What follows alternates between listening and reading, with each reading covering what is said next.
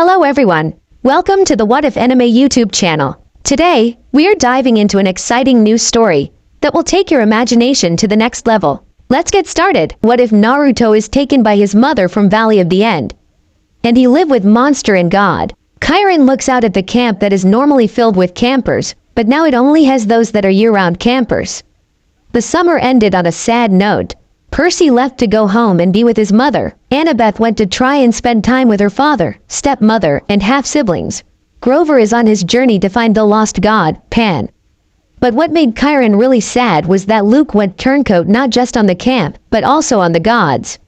There are many things that wish he could have done differently. For one, he'd wished that he could have done something for Luke from turning against Olympus.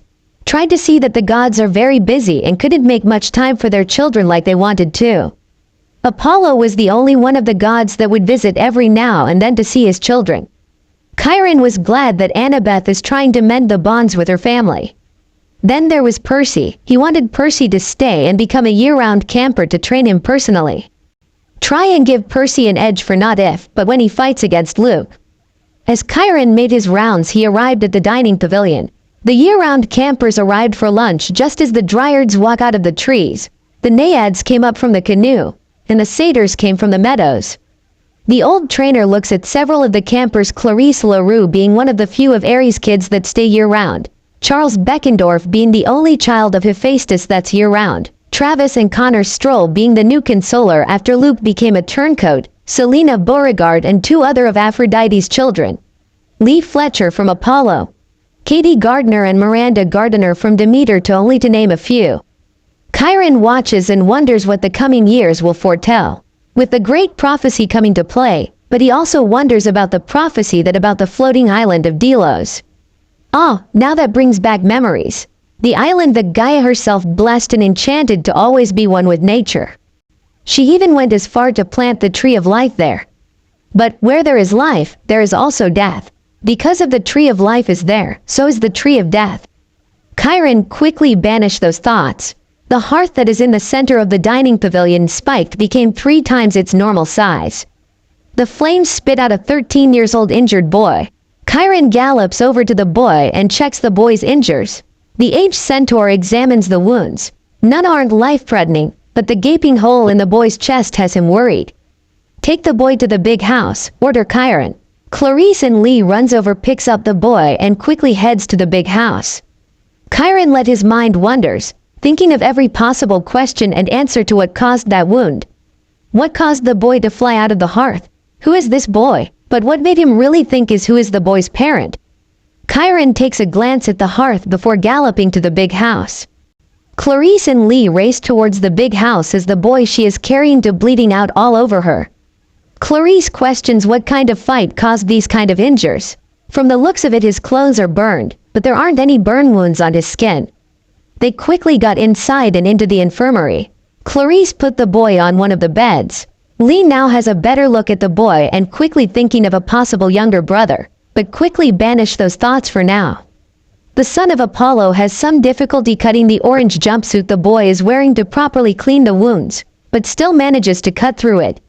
"What do you need?" questioned Clarice. "I need you to get ambrosia and nectar, and a gorgon's eye," says Lee as he tries to stop the bleeding. Clarice quickly grabs ambrosia, nectar, and Lee's strange request for a gorgon's eye. She came back, hands all the items to Lee.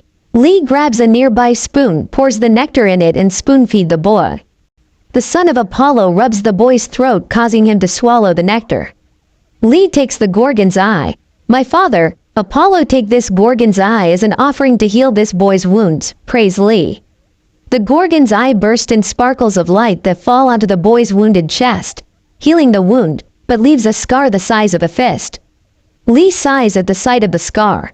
Now that Lee has time to actually look at the boy, the blonde hair makes him wonder if he has a new little brother, but then Apollo would have claimed him as soon he appeared.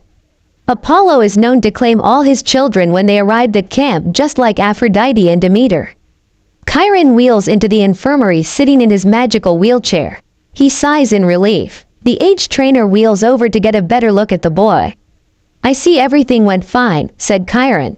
"Yes, everything went fine, though his clothes were difficult to cut through, but I managed," says Lee. That's good. Chiron looks at the two demigods. Why don't you two go and get clean up and eat something? I'll have Argus to watch over our new guest, says Chiron. Both of them leave the infirmary. Chiron turns his head to the boy. Chiron has so many questions running through his mind again. So many questions and so few answers. The one thing he did realize is this boy is from the island of Delos, which means one of the gods have broken another forbidden law. In order for any of the gods to have children from the island of Delos, they had to file the paperwork. The last one to have a child there was Aphrodite, and that was 37 years ago. Chiron wasn't like this one bit. First, Percy Jackson was the child of Poseidon, which he believed the great prophecy. Now this boy is most likely the one the prophecy said about the island of Delos. Sigh, what am I going to do with you, my boy? Questions Chiron. The next day the camp was stirring with the new arrival. Mr. D was called to Mount Olympus. Lee was checking up on the mysterious boy.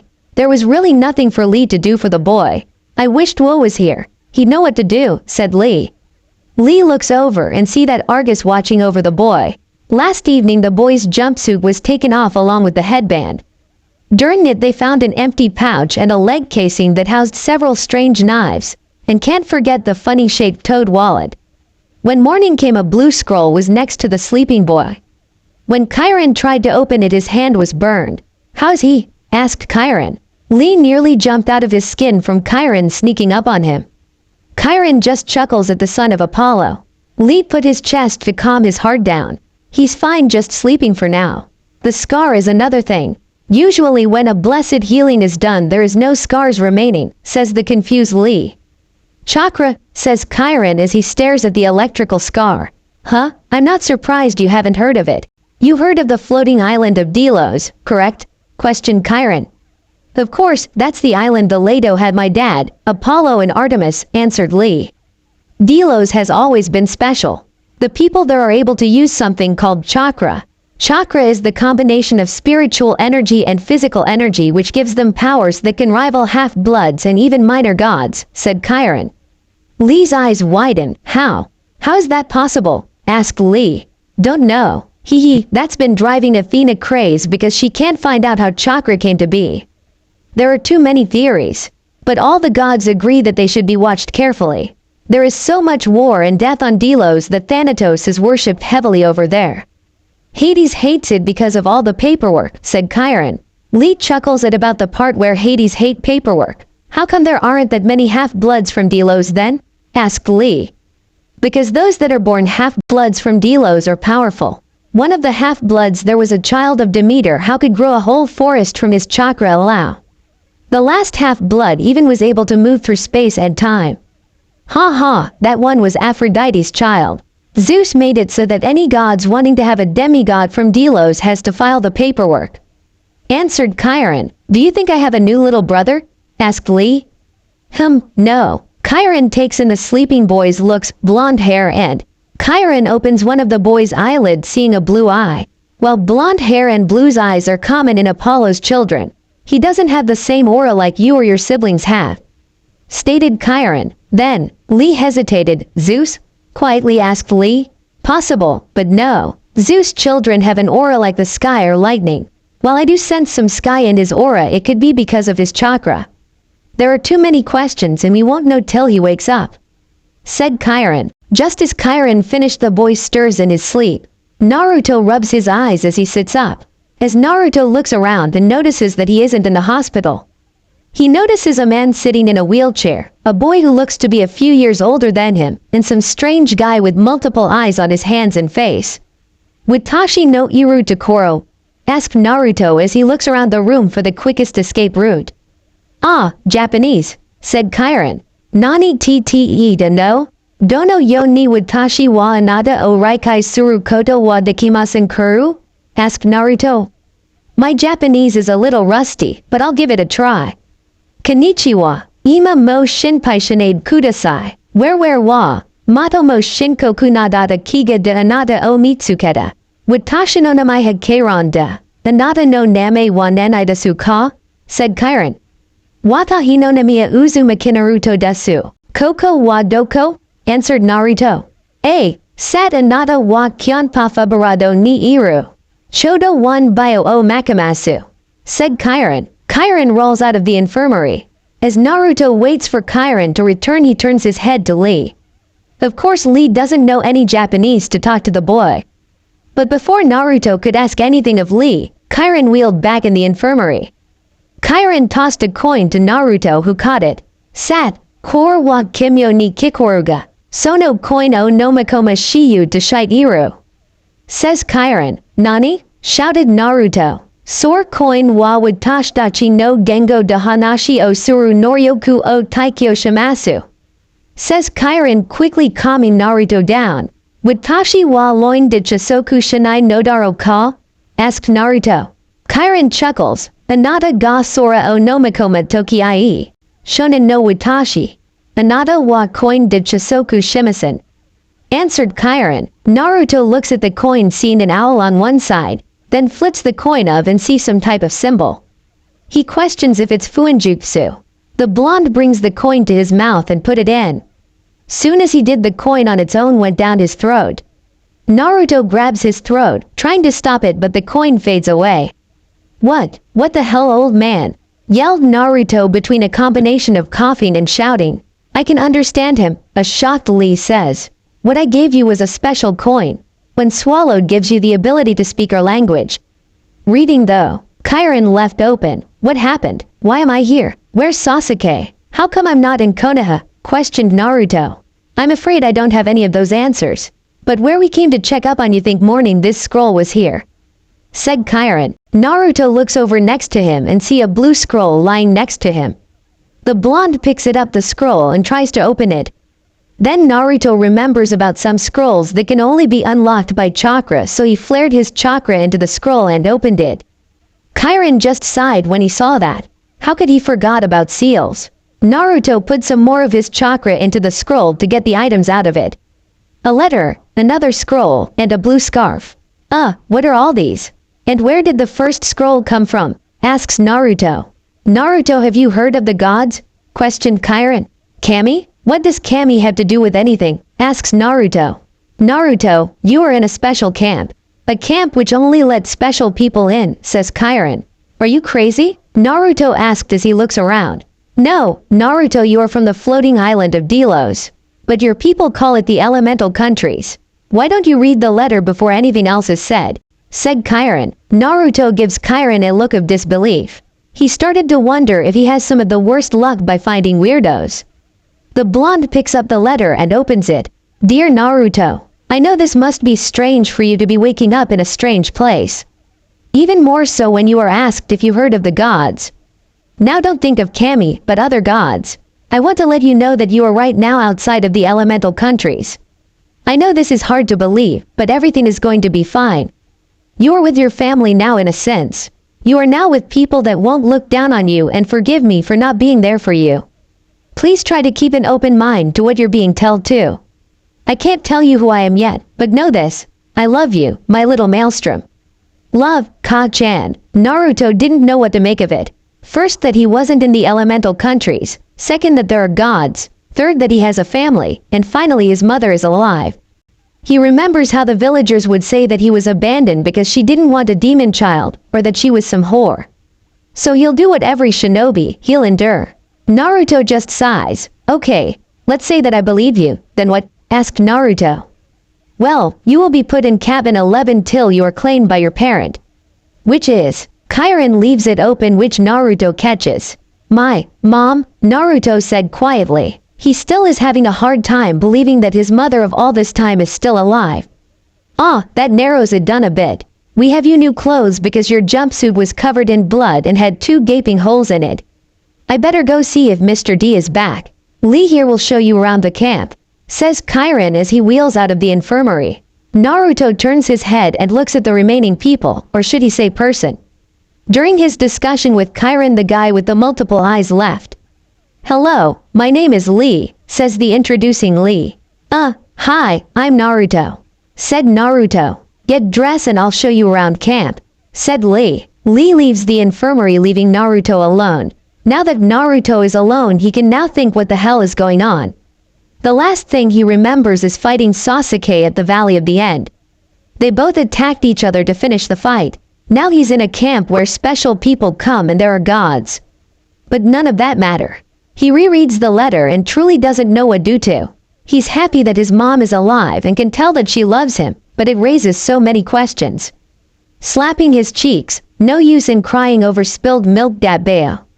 Shouted Naruto before he kicks himself for saying his tick. Naruto jumps out of the bed glad that he is still wearing his boxers. He looks at the clothes they left for him. Not as tough or durable, but beggars can't be choosers. A pair of simple shorts with extra side pockets, a sweet orange t-shirt with Camp Half-Blood on it with a strange winged horse, and a pair of sandals. Naruto does a double look at the letters. He's always had a difficulty reading because of his dyslexia. When Tsunade tested Naruto, she was pissed that no one ever did anything for him. Tsunade was close to literally ripping the hospital brick by brick.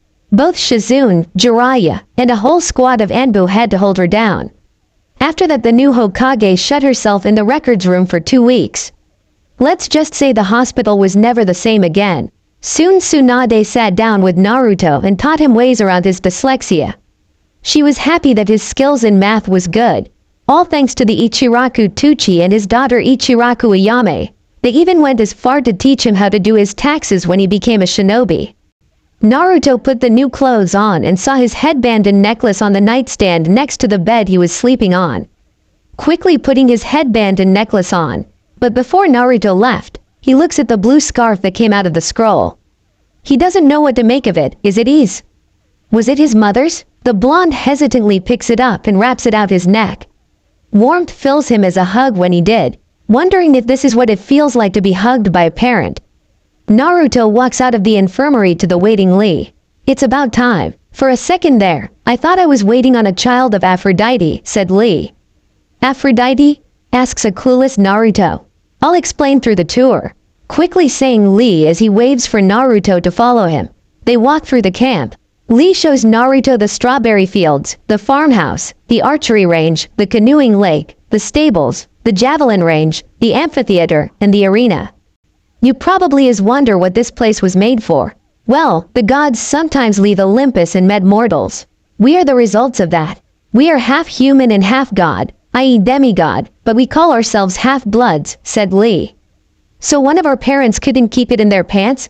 Asked Naruto. Lee laughs at that. Yes, you could say something like that. There are different reasons why they hooked up with our parents, but we can't say for what. Athena goes for those who have great minds. Ares goes for strong women. Apollo goes just about for anything if you catch me drift, just to name a few.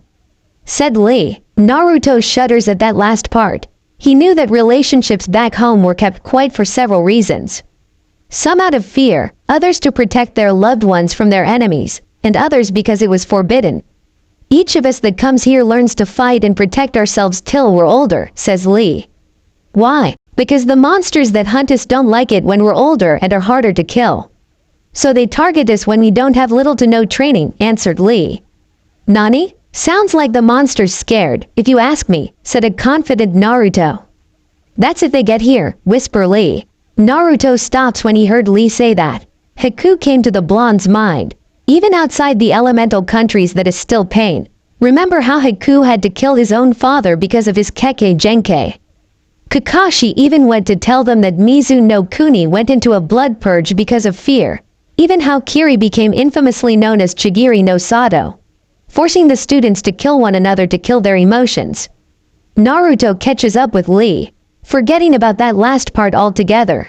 They arrived where the cabins are located. Each cabin is for each Olympian, said Lee as he shows Naruto each one. So others like us stay in the cabins that are our parents? Asked Naruto. Yes and no. They don't go to the cabins till they're claimed by said parent. Everyone starts out in cabin 11, the Hermes cabin which you'll be staying. The gods are very busy with their duties and can't claim all of us unfortunately, said Lee. That sucks, mutters Naruto. The first cabin is Zeus, the second one is his wife Hera, but she doesn't have any half-bloods for children, stated Lee. Then why build it? Questioned Naruto. Out of respect. She is also known as the goddess of marriage and it isn't her job to cheat, that's Zeus' job, answered Lee. Naruto frowns at that. Back in Konoha cheating wasn't taken lightly. If a shinobi had been caught cheating, not only are they stupid, but dumb. Shinobi make enemies and those enemies hold grudges and are willing to target children of said shinobi. Husband and wife needed to work together and trust each other to protect not just Konoha, but their family. Then cabin 3, which should be empty, but it isn't.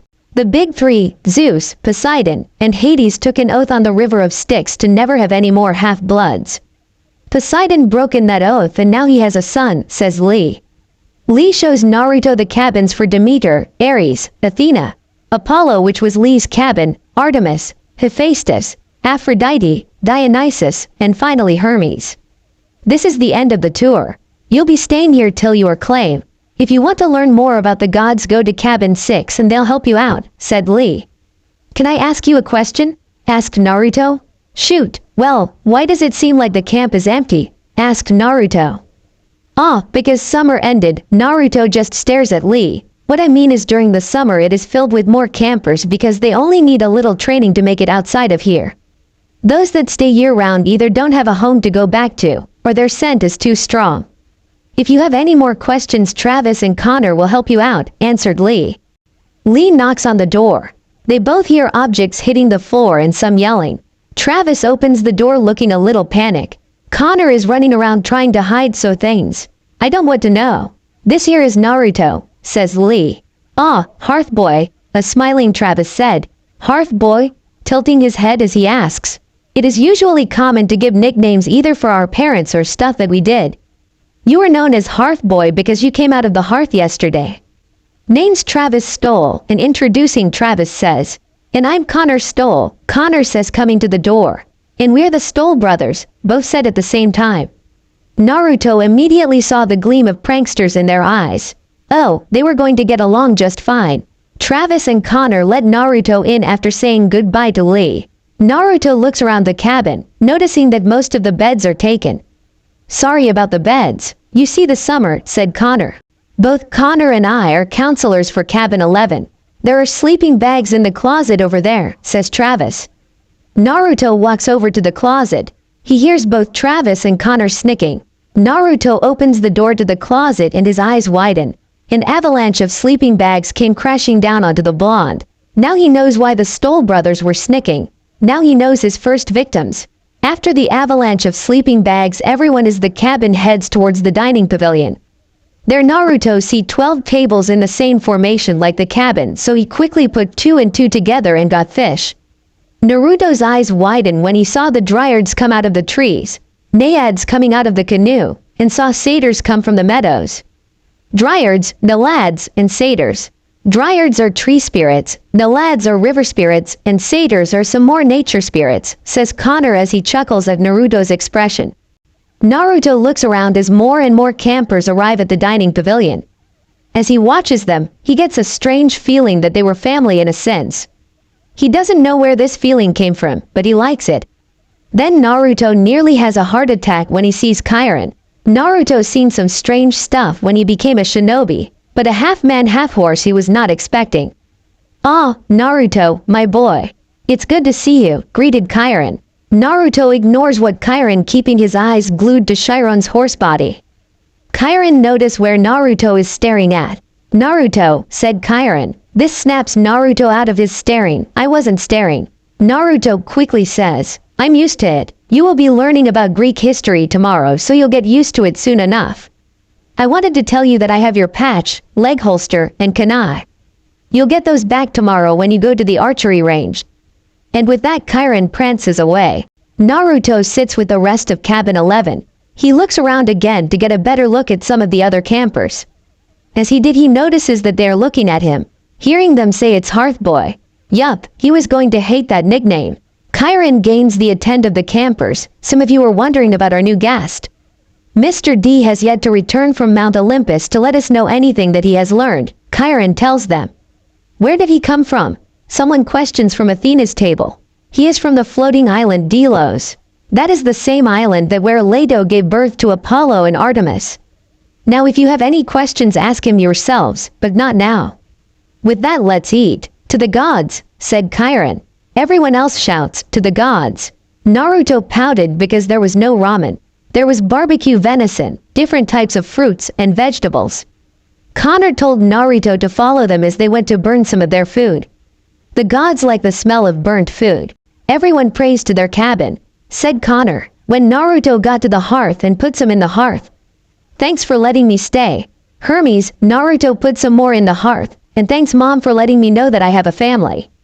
Says Naruto. When he put his food in the hearth it grew bigger and burned hotter before it returned to its normal size. Chiron saw this and begins to try to piece the puzzle together. He's standing to wish that Annabeth was here to think of anything. While it is quiet and peaceful at Camp Half-Blood, the same couldn't be said on top of Mount Olympus.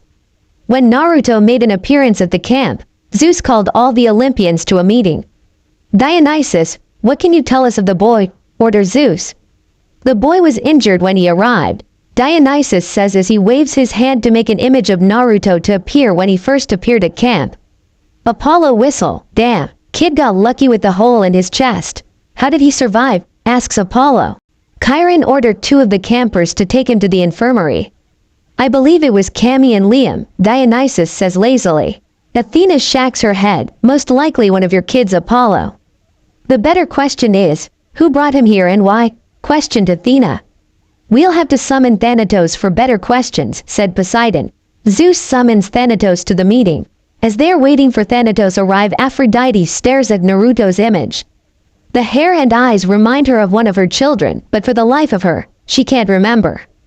Aphrodite's eyes widened as she remembers that she had a son on Delos 37 years ago, who became a father just before his death. She searches through her mind trying to remember her grandson's name till it dawns on her.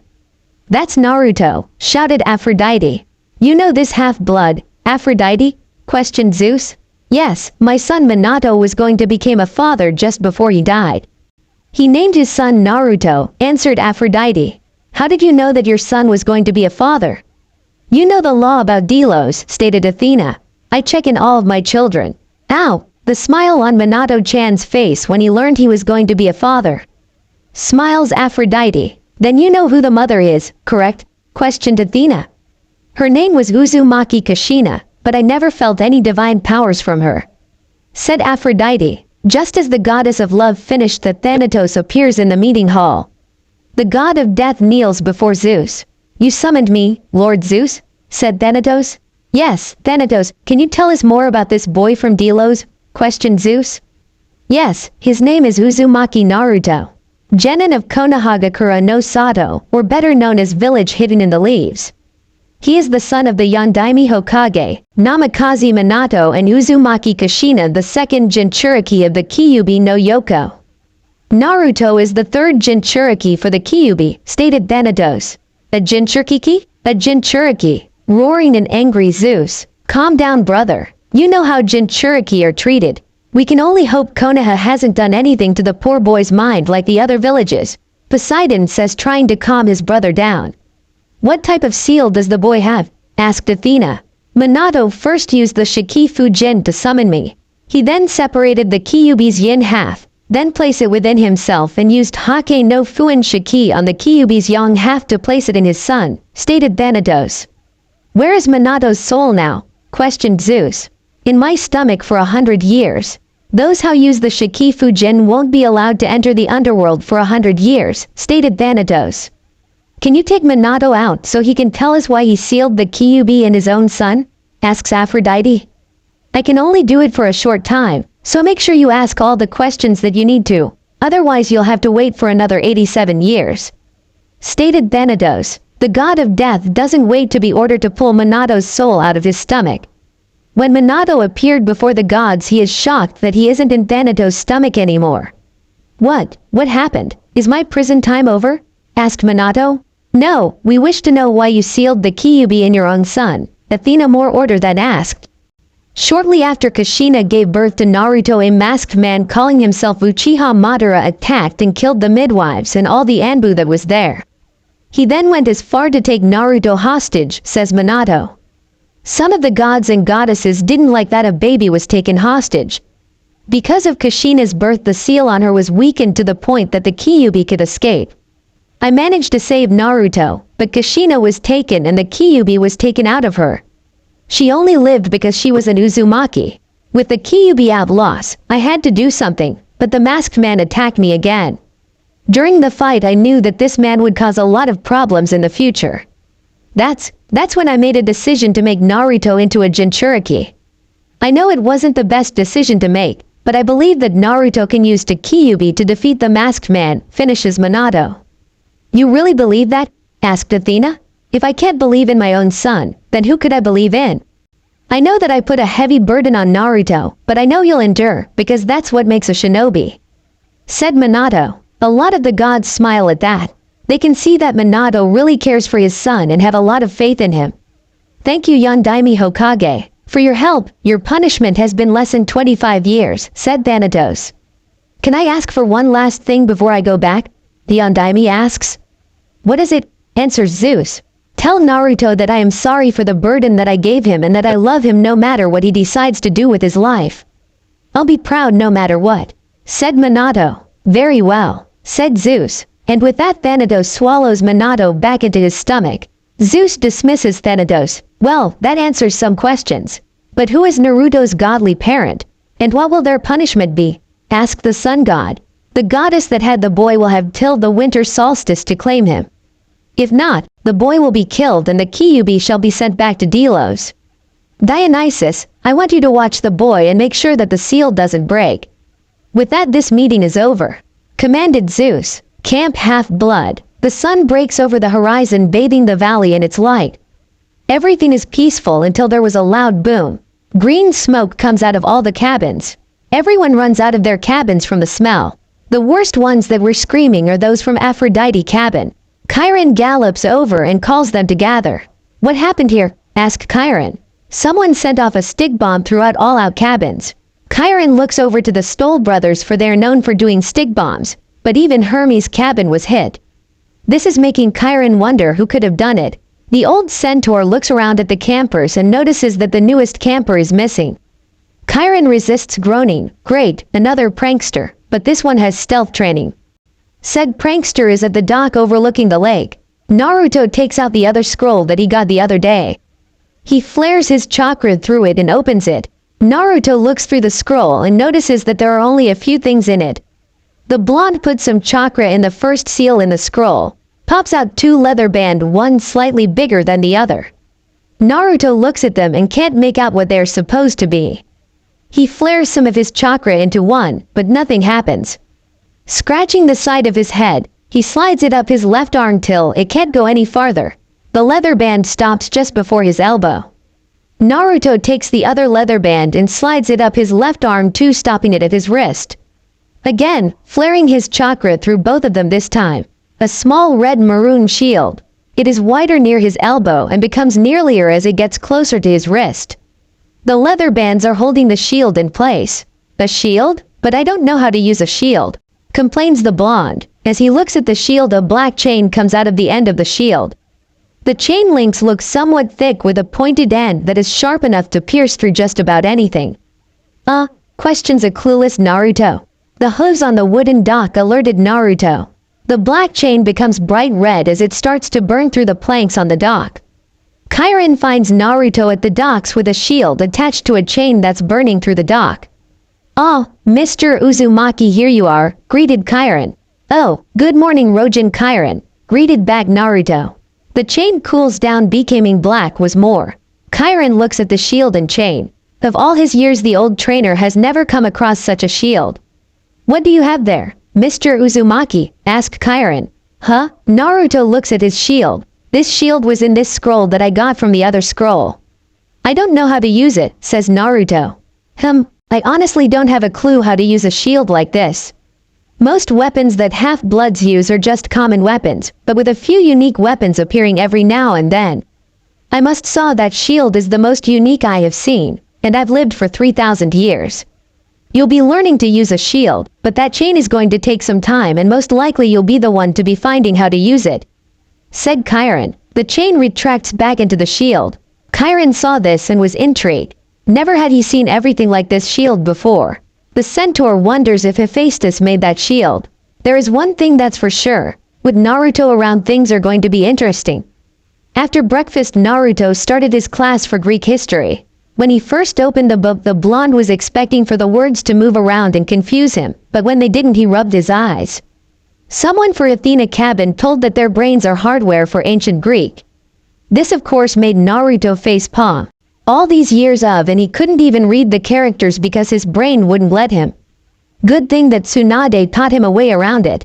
It still made him mad. As the class went on, he felt like he truly learned something for the first time in his life. Iruka tried to help him, but his ADHD didn't make it easy. After Greek history ended, Naruto was taken to the arena. "So this is Hearthboy," says Clarice. Naruto's eyebrow twitches. "I'm starting to hate that name now." "The name is Uzumaki Naruto Datbeo," shouted Naruto. "Yeah, well I don't care. You're new here so I'll show you who's top dog," stated Clarice. "Is that so?" Naruto quietly says as he pumps some chakra into his shield, making it come out.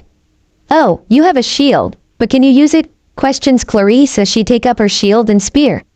Naruto leaps towards Clarice. The daughter of the war god brings up her shield and bashes Naruto back.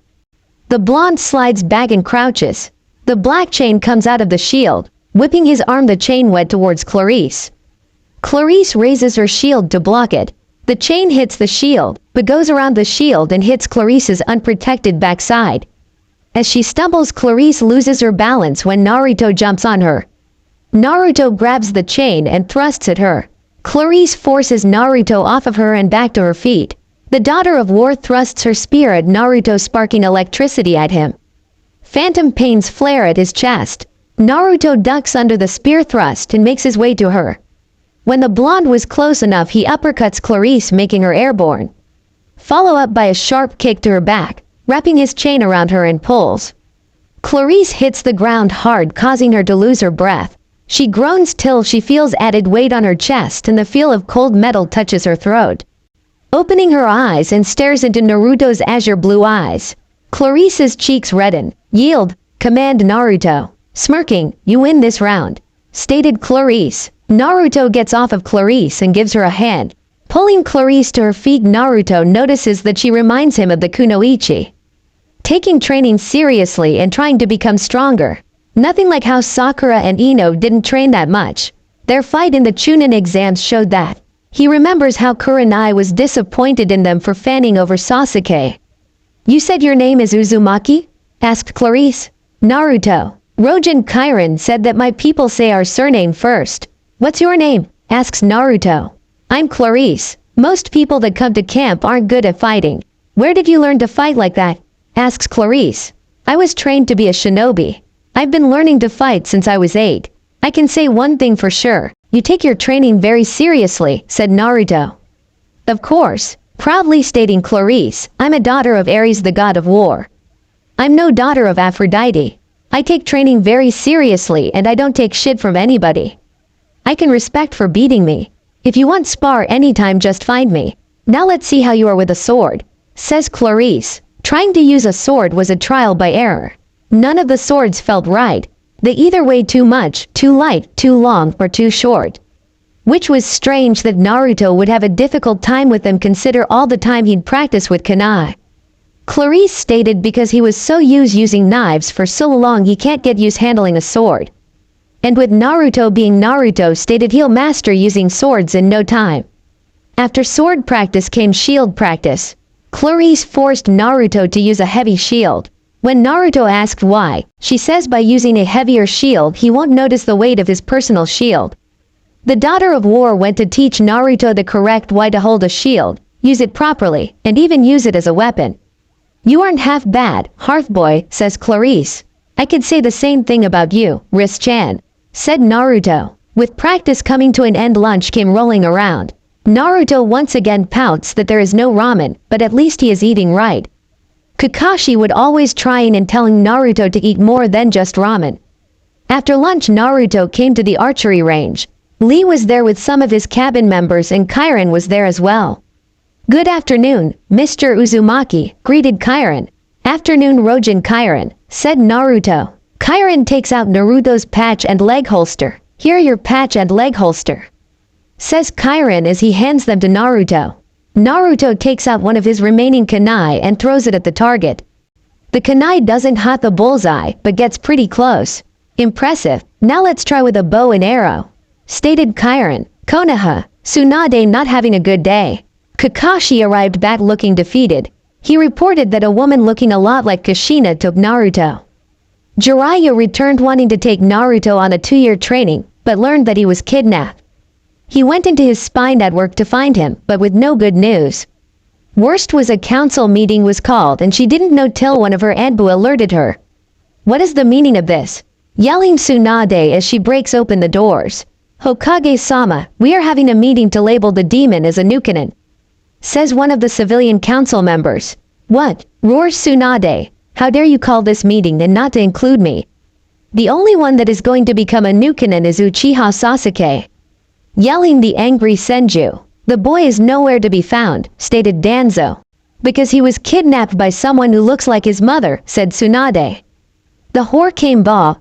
A kunai is hard pressed against his throat by Kakashi. Finish that sentence. I dare you, ordered Kakashi. Kakashi stand down, commanding Tsunade. Kakashi takes the kunai away from the councilman's neck. As of this day Uchiha Sasuke will be marked as a Nukenin and Uzumaki Naruto is go down as Mia. If anyone says otherwise they'll be executed. With that being said Tsunade storms out of the council chambers. Danzo is already forming a plan to find and brainwash Naruto to become the perfect weapon and to make Tsunade lose her position as Hokage. Tsunade made her way back to her office where Jiraiya was waiting on her. So, did you learn anything? Questioned Tsunade. Nothing. It is like the Brad just disappeared. Hell, the toads can't reverse summon him. Something every powerful is blocking the summoning, Jiraiya answered tiredly. Keep searching for him. This woman is going to pay for taking him, yelled Tsunade. Kairon was muttering about pranksters when he arrived at the bathrooms. Someone caused the toilets to explode. He knew who did it. Oh, he knew who did it. Naruto and the Stoll brothers been having a prank war going on and no one was safe. Kairon sighs, at this rate I'll be gaining gray hair. At least Percy only caused the water to back up, but to destroy the toilets. Kairon was lost for words. During the prank war Kairon tasked Beckendorf to make a net to trap Naruto, since the blonde could get out of just about any knot. Beckendorf laughed when he was tasked to. Just like how Ares and Aphrodite was captured to let Hephaestus know that Aphrodite was cheating on him, or the time when Zeus was captured by a net. Beckendorf laughs as he makes it. So here Kairon arrived to see not just Naruto, but the Stoll brothers captured in a net. Of course everyone else is there laughing at them. Now that you three have been captured this prank war ends now. Ordering Kairon, Travis and Connor will have kitchen duty for a month cleaning both breakfast and dinner. Naruto, you'll have to clean the horse's stable for a month. Orders Kairon as he cuts them down. Early in the morning, the sun is barely past the horizon. Naruto is at the horse's stable cleaning it. Naruto shovels old hay at one of the stables. Ew, what are you guys fed? Complains Naruto. Mostly grains, but they eat hay and concentrate mixes, said Selena. Naruto jumps up clinging to the ceiling with chakra. His heart is racing a million miles a minute as he tries to calm down. Naruto cuts the flow of chakra dropping down and lands on his feet. The blonde gives Selena a glare. That's not funny, bitterly says Naruto. I didn't know I could sneak up on you. You always know when people are near you, Selena giggles. That's because I know that people are around. Most people aren't up this early. Why are you here? And I don't know your name. What is it? Asks Naruto. I'm Selena, counselor for Aphrodite's cabin. I take care of most of the horses in Pegasi, answered Selena. Well, they shouldn't be fed such things. They smell. Sigh. This is like D-rank missions all over again. At least I don't have to worry about that demon cat Datbeo. Naruto just sighs again. Selena can hear the dread in his voice about a demon cat. She grabs a shovel and scoops out some old hay. The daughter of Aphrodite looks over at Naruto. Whenever she sees him, he always had that same blue scarf wrapped around his neck. Hey, Naruto, why do you always have that scarf? Asks Selena. When I woke up in the infirmary there was a storage scroll next to me. Kairon said it appeared there overnight. When I unsealed it, this came out, answered Naruto as he brings up the scarf to cover half of his face. I think this scarf was made by my mother. I just wished I knew who she was. Naruto quietly says. Selena's seen this with all those that are unclaimed in Hermes' cabin.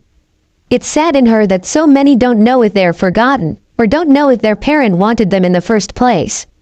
She even noticed that some went missing leaving camp because they weren't claimed.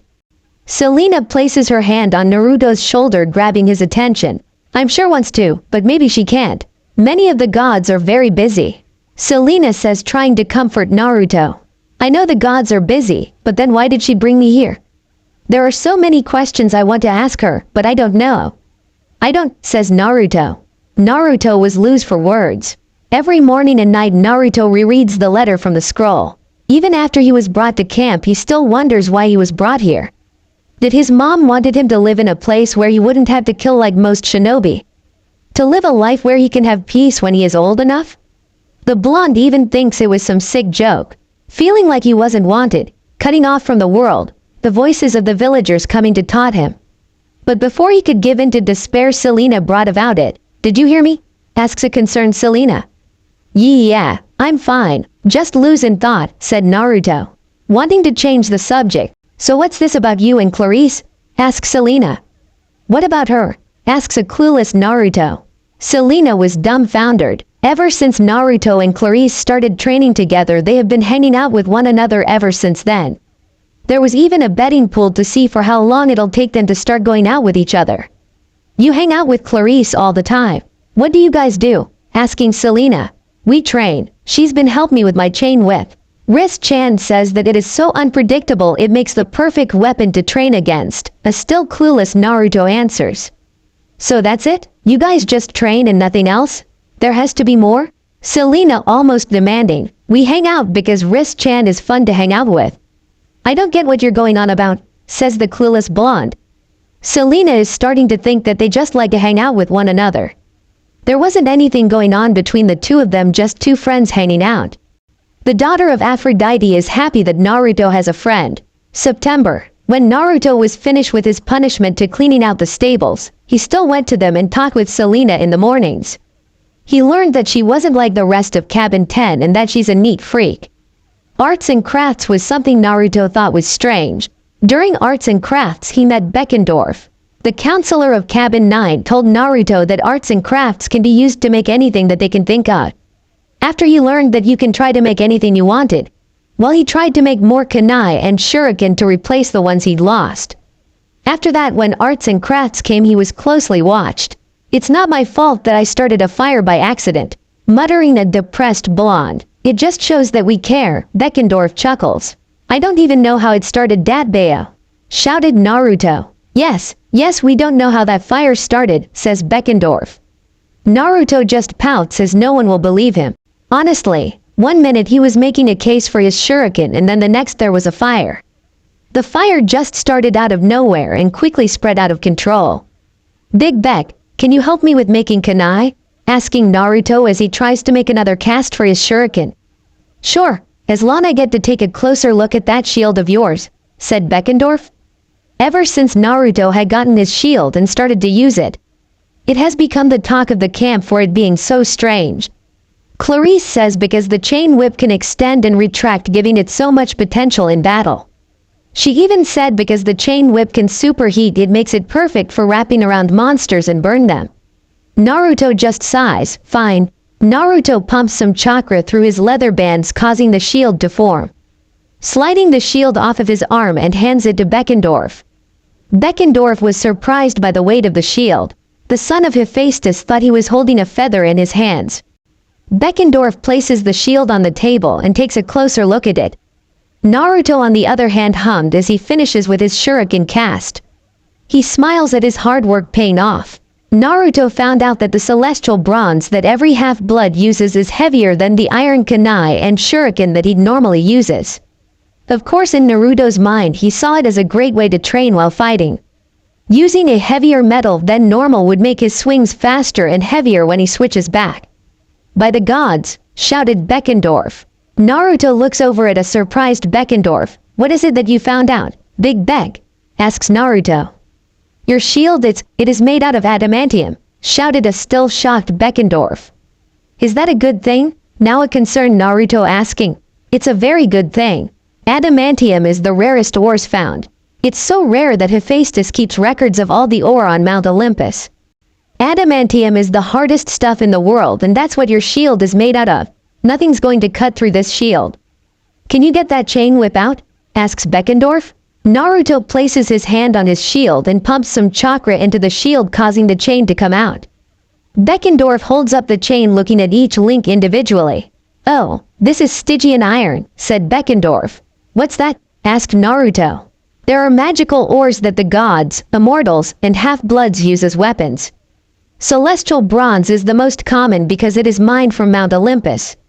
Monsters are afraid of celestial bronze because it can kill them and send them back to the underworld. But with Stygian iron, the monsters truly hate and fear it. When a monster is killed by Stygian iron, they can't reform because Stygian iron absorbs the monster's essence, stated Beckendorf. That's good. It prevents monsters of harming us.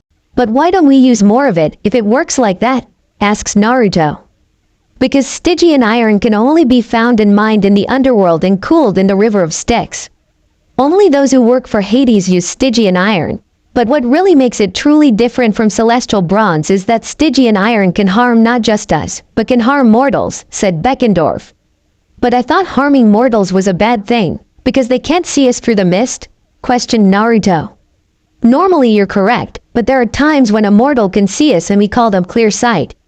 Chiron said that they have some divine blood but not strong enough for monsters to attack them.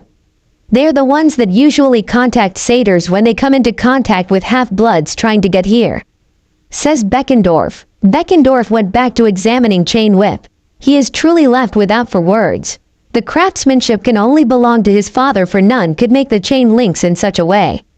Each link overlaps each other, preventing any break or to use the empty space in the links to be used against Naruto.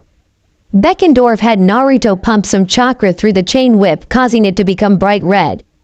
The son of Hephaestus put on a pair of fireproof gloves and holds up the chain whip. He tugs on the links, seeing their strength, and wasn't disappointed. Masterpiece, whispered Beckendorf. October. Naruto stares at the calendar. October 10th, his birthday. Naruto never liked his birthday. Yondaime Day, the day that the Yondaime Hokage killed the Kyuubi. If only they knew he didn't kill the Kyuubi, but sealed it inside of Naruto. It didn't stop the villagers from hating him though. The name calling and the stares. Oh, how he hated the stares. It was like they wanted him to stop existing. But what was worst was when a villager would get drunk. He remembers how Inu stopped the drunken villagers. It still didn't help most of the year. The blonde knew that Inu couldn't protect him all the time and had to take missions that were outside the village. It was Inu that taught Naruto to be so stealthy. Cracking a smile because with the stealth training from one of the best, Anbu made Naruto a menace to the residents of Konoha. What are you smiling about? Asks Clarice as she scares Naruto. Trying to calm his heart down, I was just remember how I'd used to prank Konoha. You see, I was trained by Inu, one of the best in Anbu, says Naruto. Anbu? Anbu stands for Ansatsu Senjutsu Tokushu Butai, which translates to Special Assassination and Tactical Squad, tells Naruto. So they assassinate people? Questions Clarice. Sure, she's a daughter of Ares, and with Ares being the god of war.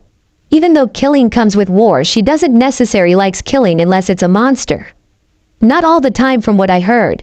They take high-level missions that could be assassinations and torture, but also information gathering, kidnapping, bodyguard, tracking, surveillance, and other missions that required specially trained shinobi. Only the best can join. Age, gender, background, or previous rank doesn't matter.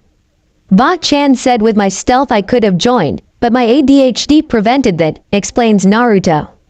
No telling. Beckendorf had to think outside of the box in order to capture you. But why were you staring at the calendar? Asks Clarice. My birthday. I never truly liked it. Never had a real reason to celebrate it, y'all. No. Enough with being sad. Let's get some training in, said Naruto. Naruto heads to the arena. Clarice thought about what Naruto says with it being his birthday. After training, Clarice runs off. Naruto was a little sad that she didn't stick about like she normally does. He heads back towards the shower to clean up. Hey, Naruto, said Blonde, turns his head and see Connor walking towards him. Chiron wanted you to check the border. It's been weakening for some time now, says Connor. Sure, I don't mind, said Naruto. Naruto takes off towards the border, not seeing Connor smiling. Naruto lands on a tree branch just on the inside of the border. For the past few weeks the border has been weakening, but not enough for monsters to pass through. Naruto can see a pair of red glowing eyes staring at him, pumping some chakra through his leather bands, making his shield fold out and the chain whip extends out. When the pair of glowing red eyes saw the chain whip, it backs off. "That's what I thought," said Naruto. Ever since Beckendorf told Naruto about what his chain whip was made out and how monsters hated it, he trained even hard to learn to properly use it in battle. Using a weapon that causes monsters to back off in fear had to be used to save lives. The blonde stayed at the border for a few hours keeping watch. The sun starts to set. Naruto stands up on the tree branch he's standing on and looks at the valley. The trees just catch the sunset just right. It causes him to remember when he used to go up on top of the Hokage monument. The trees would look like the sun set the forest surrounding Konoha on fire, giving High no Kuni its name as the Land of Fire. Naruto makes his way back to camp for a much-needed rest. Starting with dinner, then a nice hot shower. Naruto arrives at the dining pavilion and no one was there. "That's odd. I know I didn't miss dinner," said Naruto. Then the hearth burst, brightening all the diner pavilion. Everyone jumps out yelling, "Surprise!" which causes Naruto to jump and clings to one of the marble columns. What's going on?" yelled Naruto as he slides down the marble column. Selena walked up to Naruto. "After your training with Clarice, she came to everyone and told that today was your birthday and you were depressed. So we all decided to give you a surprised birthday party," explains Selena. "So me needing to watch the border was just a way for you guys to prepare?" asks Naruto. "Of course. Didn't you find it strange that Kairon didn't come to you himself to ask you to watch the border?" asked Connor. No," says Naruto a little sheepishly. "You should have told us that your birthday was today. We could have done it earlier," said Selena. "Sorry, it's just I never really liked my birthday," says Naruto. "Most of us can agree with you, but we still celebrated to show that we made it one more year," said Selena. Naruto smiles. "Thanks. Naruto actually had fun for once on his birthday. Kairon got him a manual for whips to further his training. Connor and Travis got him a pair of Converse because they knew he didn't like shoes that are too thick on the bottom. Beckendorf gave Naruto a full set of celestial bronze kunai and shuriken. Lee gave Naruto a bow that could transform into a ring. Selena gave Naruto a pair of aviators that can turn into a mask to conceal his face from the stories of the Anbu he told her. And Clarice gave Naruto a sword to wield, which too can transform into a ring. "I want to say thanks, Riz-chan," says Naruto. "Don't think of nothing of it. You were depressed from the looks of it and you needed to be cheered up. I can't have my training partner getting soft on me," says Clarice as she turns her head so Naruto doesn't see her blushing cheeks. "Still, I thank you, really. If you need anything just ask and I'll be there datbayo," said a grinning Naruto. November. "Why'd I have to do this?" asks Naruto as he plucks strawberries. "Because you had and the Stole brother had to put chocolate bunnies on top of cabin 4, said Miranda as she plucked strawberries. "It makes it look like rabbits live up there though. I don't see the whole point of getting mad," said Naruto. "I don't care. You got in trouble for it. Now you have to pay the piper," said Miranda. Naruto grumbles as he plucks some more strawberries. As he did, he lets his mind wander. He read up on the half-bloods that came from Delos. The Shodai Hokage was a child of Demeter, which could explain how he could grow trees. It seems that the Nara clan started out as children of Erebos and they gained the blessing from Athena to have generations of strong and tactical minds. He tried to look more up, but information about more half-bloods of Delos are hard to find.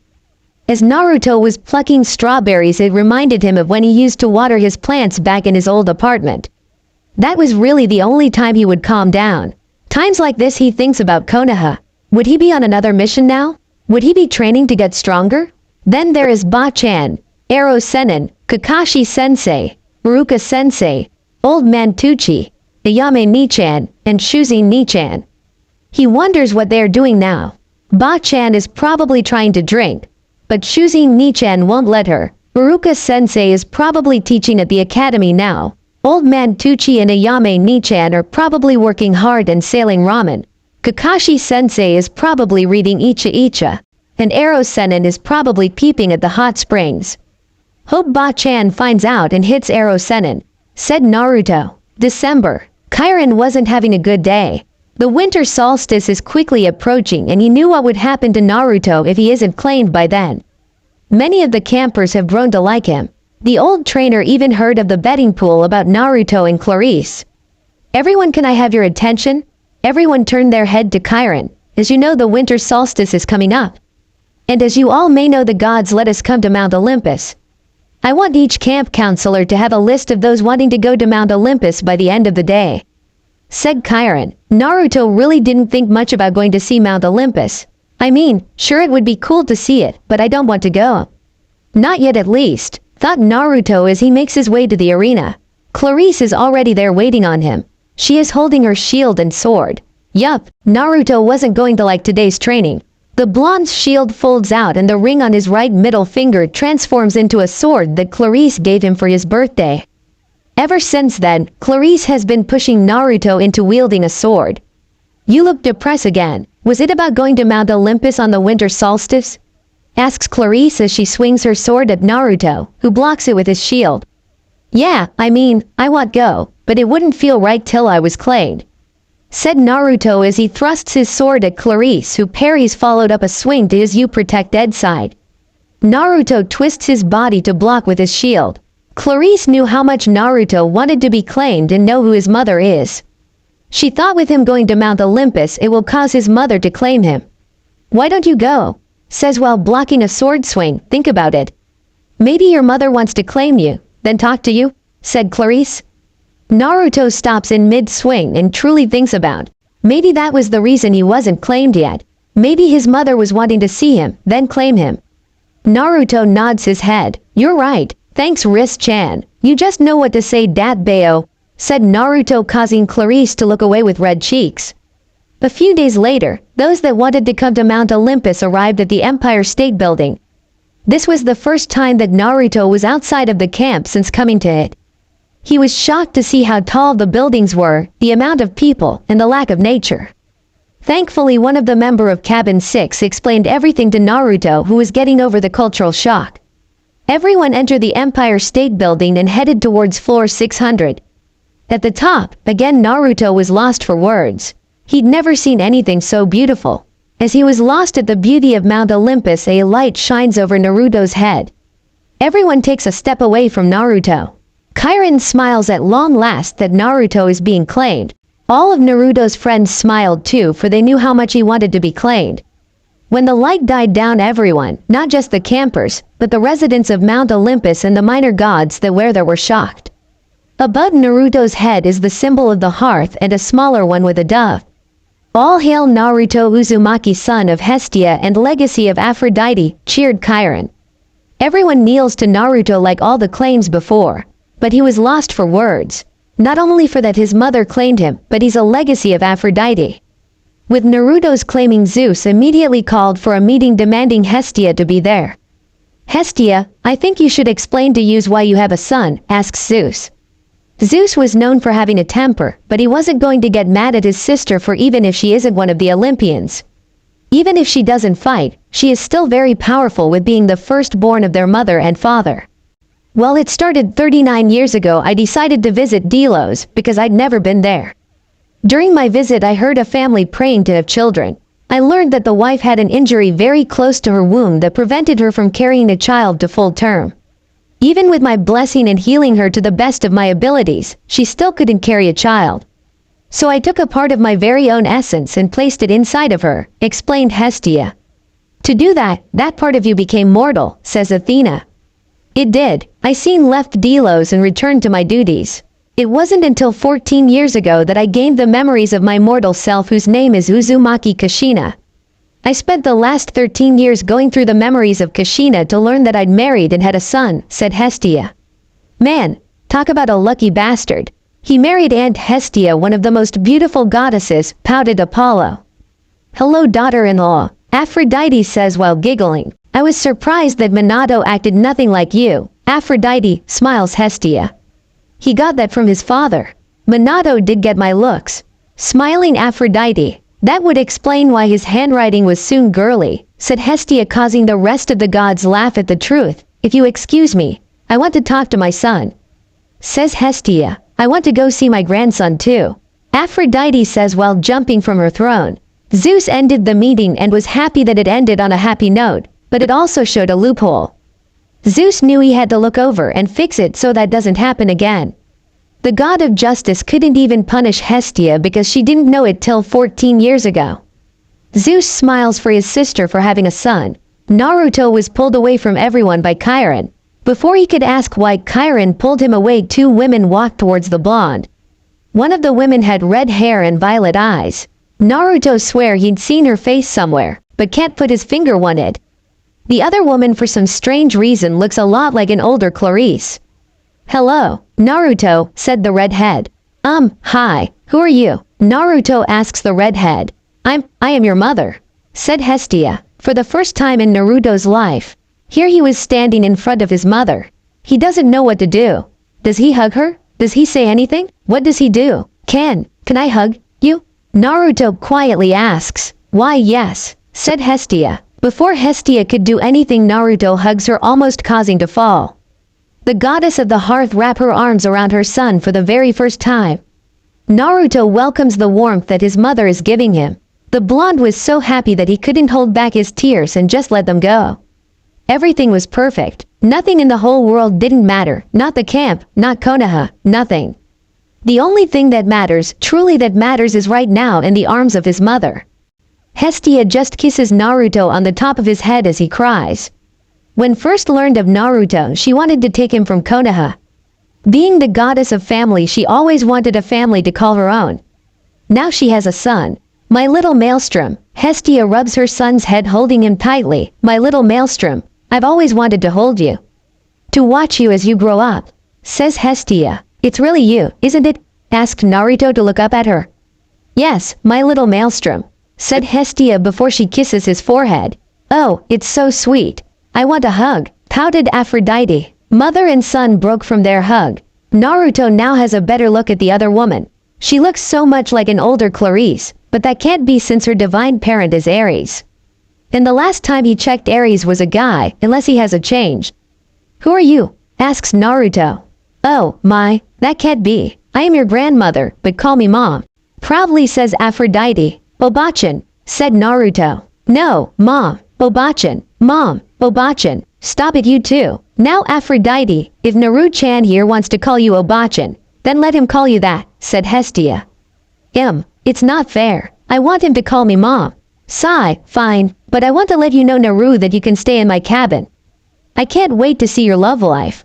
Giggles Aphrodite. Aphrodite leaves the mother and son alone. Well, my little Maelstrom, I know you have questions. Know this, I can't answer them all, said Hestia. Why did you take so long to claim me? Asked Naruto. I wanted to wait so that I could talk to you. The winter solstice was the perfect time to do so. Plus the others would have wanted to hold a meeting to learn how one of the 3 virgin goddesses isn't a virgin anymore. Now I have to ask you, did you look through that scroll I'd left you? Asks Hestia. No, I was putting it off. Why? Is there something really important in it? Asked Naruto. Yes, there is another weapon in there for you along with armor. Is there any other questions you have for me? Asks the hearth goddess. What's with my shield? Asked Naruto. Well, when I first stepped down so that Dionysus could have my spot as one of the Olympians, I wanted some favors. I used a few of my favors to have that shield made, which is called Epion. I wanted to find the meaning of life and death. Hephaestus used the limited amount of adamantium he had to make the shield part of Epion. The shield is to protect life and is the answer for life. Explains Hestia. Naruto pumps some chakra through his leather band, causing Epion to fold out. He is awestruck. Epion is the answer of life. What about the chain whip? Asked Naruto. The chain whip is called Heat Rod. Heat Rod is the answer to death. Taking lives, not just mythical creatures, but also mortals. I pulled a favor from Hades to give me some Stygian iron, for Stygian iron is the only magical ore to harm both. Your destiny is tied to not just here but back at Delos, said Hestia. So I have to go back to Konoha? Naruto asks, almost out of fear. Hades holds Naruto, calming him down. Not if you don't want to. You can do anything you want with your life. But know this, fate works in mysterious ways, said Hestia. That's bullshit. I write my own fate, dat Bayo, shouted Naruto. Hades hit Naruto on the side of his head. "Don't say such language, young man," said Hestia as she gives him the look. Naruto was actually helped to be scowled at by his mother. 3 months had passed since the winter solstice. Since then, Naruto during those 3 months had moved out of cabin 11 and into cabin 10. When first saw the cabin during his tour, he didn't think much of it, but now. The pink hurt his eyes sometimes, then there is the perfume smell. Naruto's nose sometimes can't handle it. He wonders if Kiba came to cabin 10 would he pass out from the smell? Ever since Naruto was claimed, those that are unclaimed were getting their hopes up to being claimed. But as Naruto did more reading, he learned that it's possible that those that aren't claimed are children of minor gods. Only Olympians claim children, not minor gods. Right now Naruto is with Beckendorf heating the forge in cabin 9. When it became known who Naruto's mother was, it started to make sense to everyone. Why every time he'd make an offering to the hearth would burn brighter during meals and the time he started a fire during arts and crafts. "See, I told you I didn't start that fire, Dat Bayo," shouted Naruto. "Because you didn't know how to control your power over fire," stated Beckendorf. Naruto pouts. "Take away from me, why don't you? You know I could stop heating your forge," said Naruto. "I was just joking. Your control has gotten better," said Beckendorf. "Well, what do you expect?" Naruto proudly stated, "I've been working on my control for 3 months now. It is nice that your dad Hep Itoko lets me in here, Big Beck Dat Bayo," Naruto said with excitement. Beckendorf shakes his head. "I wonder if that's your fatal flaw?" questioned the counselor of cabin 9. "Being prideful? Fat chance in Hades. I will be the first one to tell you that I'm not perfect. I'll ask help if I need it. I believe in hard work to better oneself," said Hearthboy. Here, yelled Beckendorf, completely agreeing with him. That's one of many things that Beckendorf likes about Naruto. He is a hard worker. Hell, Beckendorf seen Naruto trying to make his own kunai and shuriken so you wouldn't have to bother the son of Hephaestus. They still come out like shit, but he's trying. "There, that should keep the temperature high enough," said Beckendorf. "What are you trying to make, if you don't mind me asking?" asked Naruto. "I'm checking all the armor and weapons for when summer gets here. It's only a few months away and I want to make sure that everything is in working order." "And what about you? I heard of your new duties?" questioned Beckendorf. Ever since Naruto was claimed, he has been tending to the hearth in camp to keep it strong. "It's all about control. I have to keep the hearth just right so it doesn't go out and become too big. Luckily Ka-chan showed me how to do it, Dat Bayo," shouted Naruto. "Alright, you're done here. If I need anything I'll let you know," said Beckendorf. Naruto nods and leaves the cabin. Naruto made his way over to the hearth to check on it. He spends most of his free time at the hearth. It feels as though Hestia is there with him. Naruto looks over at Talia's pine tree on top of Half-Blood Hill. The son of Hestia was told the tale of the hill. That 3 half-bloods were trying to make it to the camp with their satyr's guide, being chased by hordes of monsters that wanted them dead. He'd heard what happened to all of them since then. Luke, a son of Hermes, became a traitor and wants revenge. Reminds Naruto of Sasuke wanting revenge against his brother Itachi for killing their whole clan in a single night. Annabeth left camp to try and reconnect with her father. Talia became a tree, and Grover went to find the lost god Pan. When Naruto really thinks about it, they're like Squad 7. Luke is like Sasuke wanting revenge. Annabeth is like Sakura needing help from others. Talia is like Naruto willing to sacrifice oneself to protect others. And Grover is like Kakashi trying to guide them but fails. It is sad when one truly thinks about it. Bang! Everyone in the camp stopped what they were doing. Bang! There it was again. Bang! And again. Bang! Then on the 4th time part of the barrier breaks. 8 Laestrygonian giants charge towards some of the few campers that are in the strawberry fields. A black chain comes out of nowhere wrapping around one of the Laestrygonian giants' right arm. The rest of the Laestrygonian all stop to turn their heads to where the chain come from. Heat rod become bright red.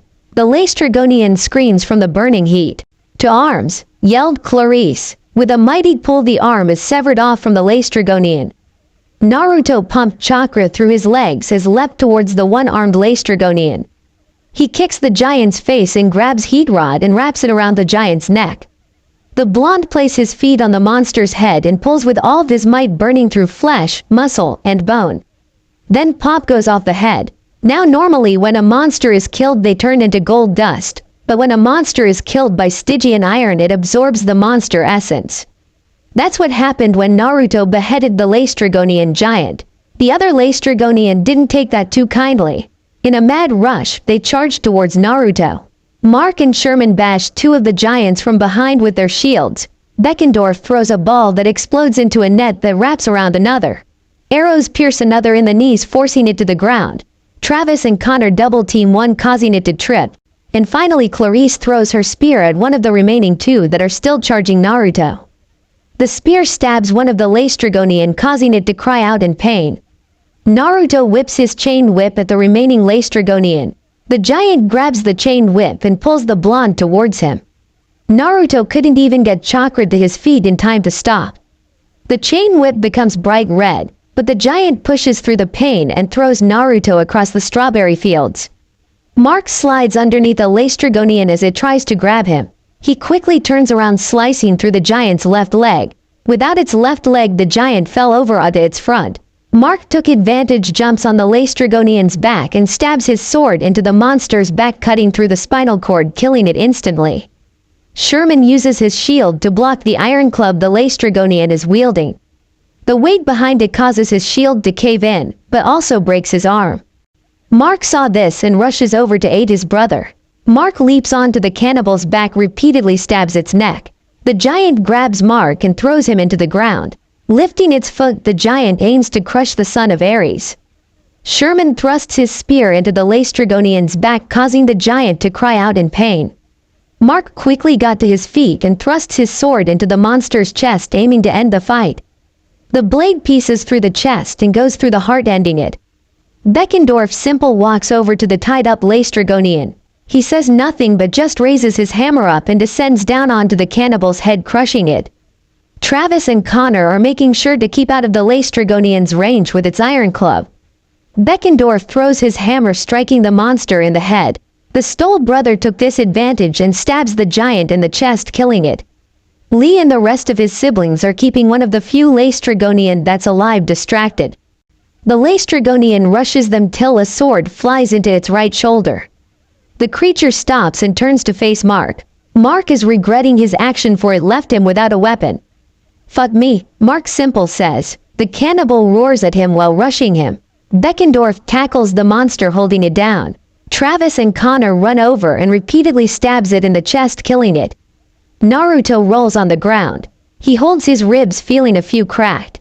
Blood running from the corner of his mouth. The son of Hestia gives the giant a death glare. Naruto summons a shadow clone and holds out his hand.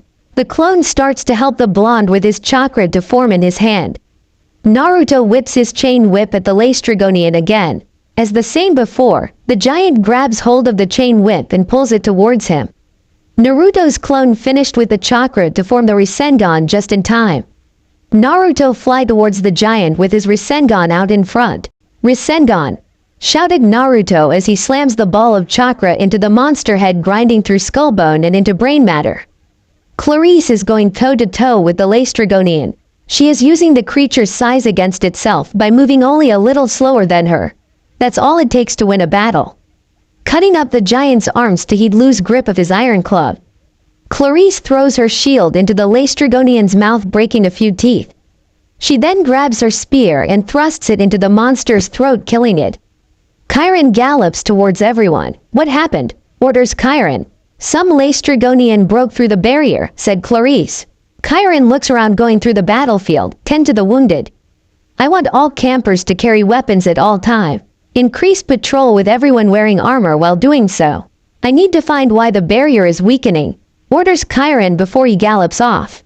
May. Throughout the month, monsters have been breaking through the barrier more frequency. Beckendorf is spending a large amount of time fixing weapons and armor to keep those who do border patrol, or those that fight the monster when they break through. Luckily, the school year is ending and more campers are arriving to help with the defenses. A pack of hellhounds run through the forest. Heat Rod cuts through 3 hellhounds. "Come out to play," yelled Naruto. Naruto for the last hour has been chasing this pack of hellhounds. This pack has been doing hit and run tactics for the last week. For such large creature, they sure can cover distance fast. The blonde's mind has been wondering if they've been leading him into a trap. "What are you doing?" Hellhounds aren't this smart. I wonder if I'm nearing an alpha? Questioned the blonde. The pack of hellhounds ran into a clearing where a much large hellhound is waiting on them. Naruto lands on a tree branch. Yup, that's an alpha, said Naruto. Through some research on monsters since the attacks started been enlightening. Some monsters had to be killed a certain way, while others could be killed any way possible. But what he'd liked the most was the spoil of wars. With Naruto being Naruto, he got the idea of using spoil of wars to try and make equipment. He learned that hellhounds can use an ability called shadow travel. Naruto asked if Beckendorf can make something like that if he brings him hellhound hide.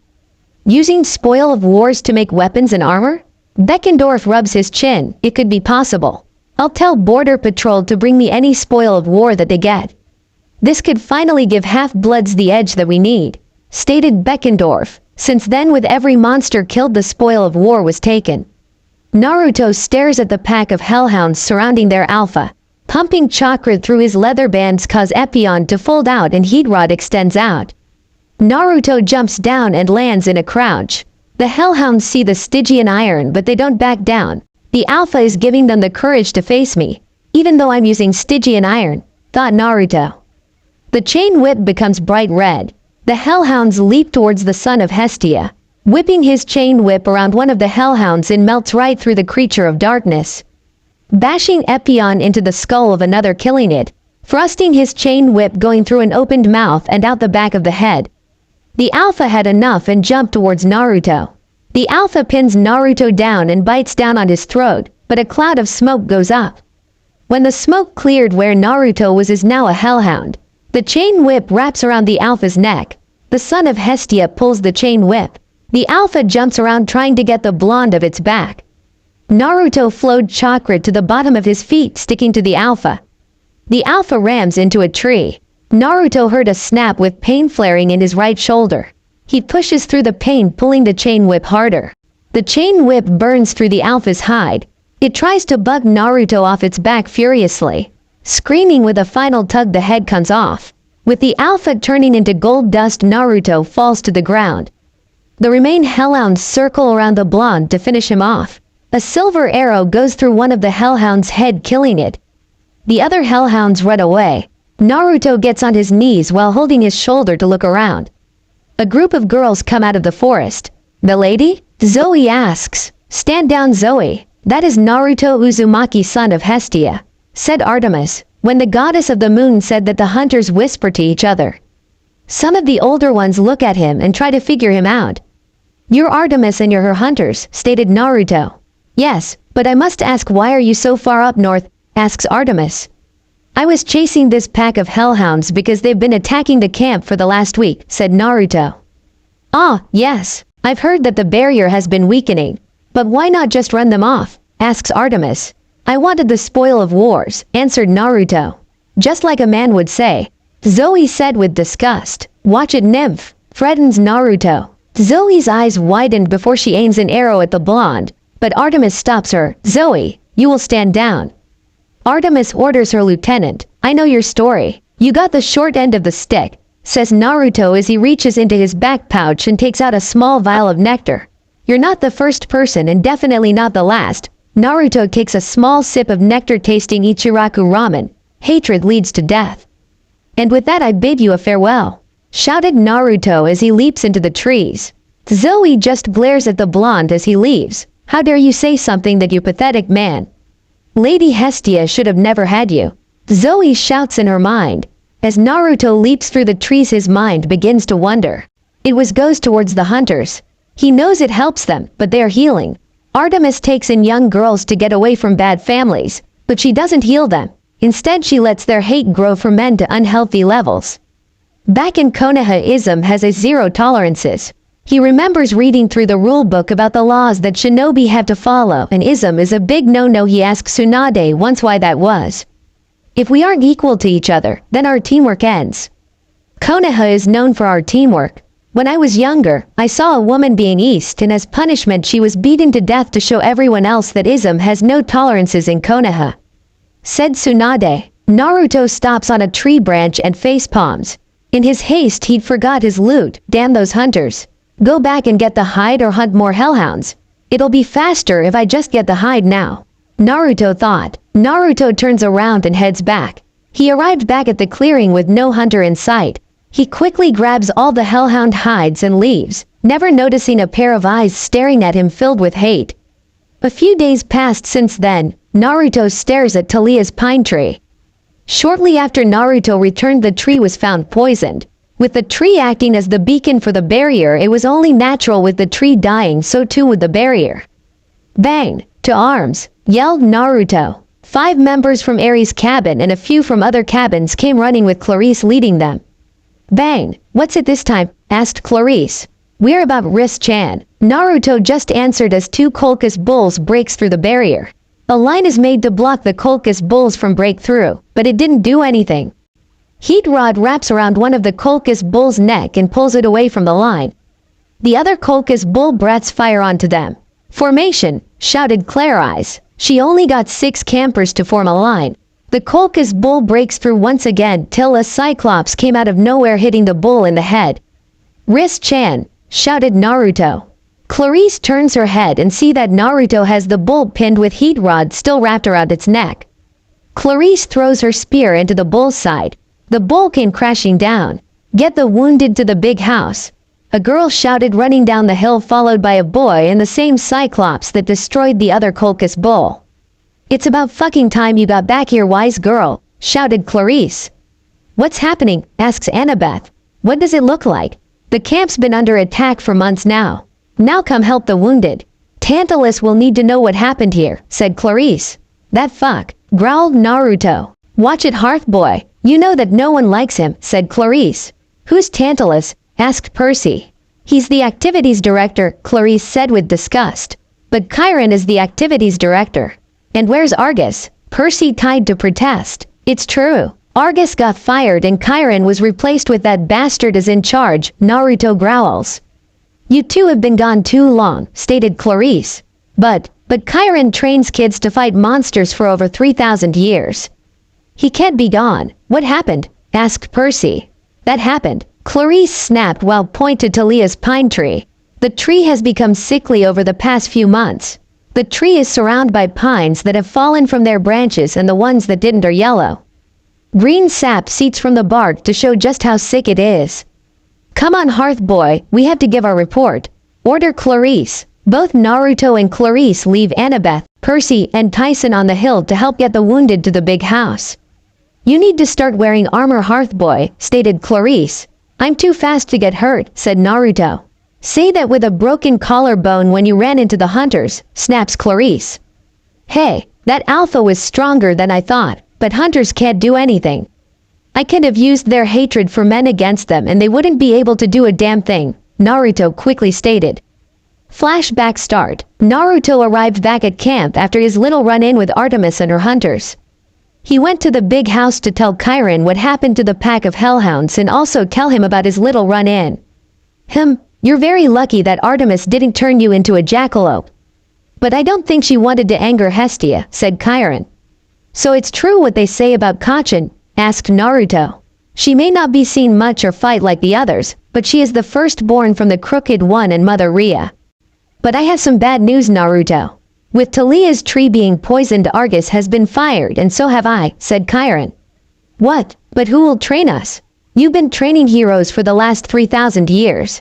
Yelled Naruto. I know, but someone need to take the blame and I'm more than willing to take it. I will stay till the school year ends and my replacement will be here in a few days. Now Naruto, you have to promise me that you won't do anything, asked Chiron. What do you mean? Who are they replacing you with? Questions Naruto. Tantalus, stated Chiron. Naruto knew who Chiron was talking about. Tantalus was a son of Zeus who was allowed to eat with the gods and stole nectar and ambrosia from them afterward.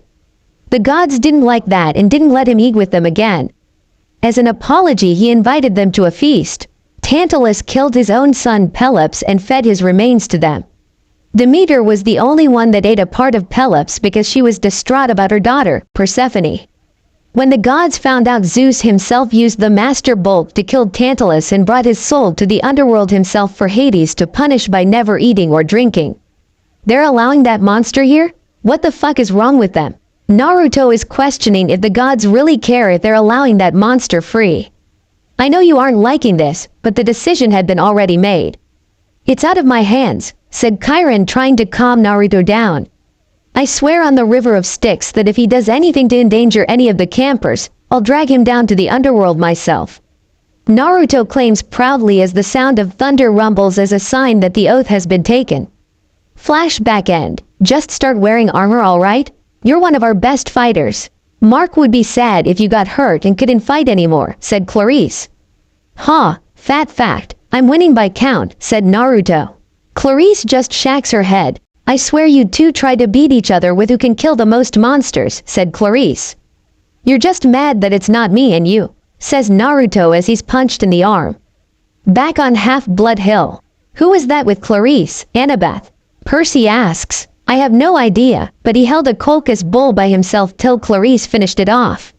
We need to get to the big house and find Kairon, said Annabeth. They headed into camp. They were shocked to see that the once peaceful camp is now stocking up in arms. Counselors and satyrs stockpiling weapons in the tool shed. Dryads armed with bows and arrows talk nervously at the edge of the woods. The trees are starting to look like Talia's tree. The grass in the meadows are turning pale yellow and the scorch marks from the fires stretch across them. No one talked to them. Everyone was busy with their duties. Messenger runners delivering messages, swords being sharpened, hammers pounding armor. The summer camp was gone and in its place was a military camp. But none of that mattered to Tyson. What's that? He gasped. That's the stable for the Pegasi.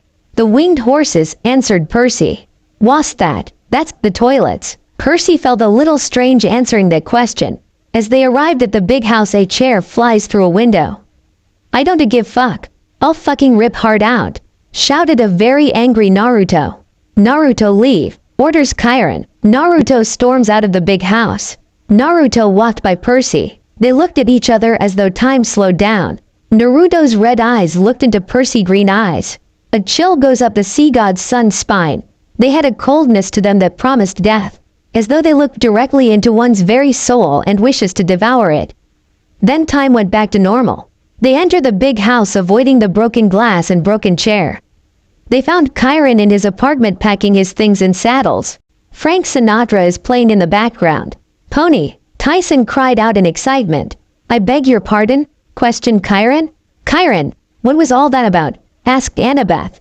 Oh, that was Naruto getting in another argument with Tantalus.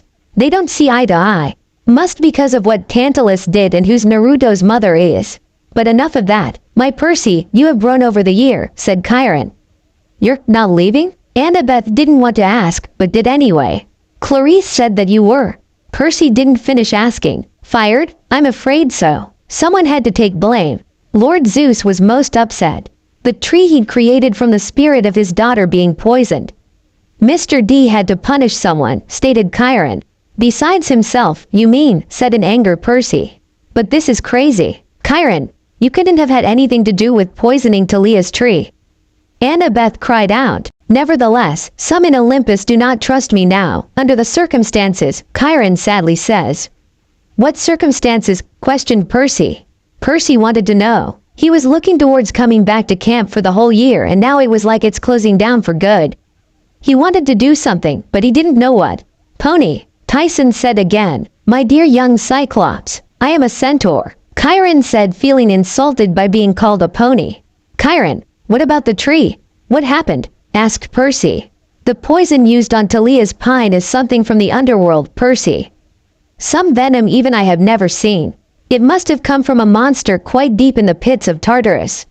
Said Kairon. This wasn't how Kairon foresaw things. The old trainer was looking forward and training Percy for the upcoming summer. Teach him more swordplay, maybe get him a shield.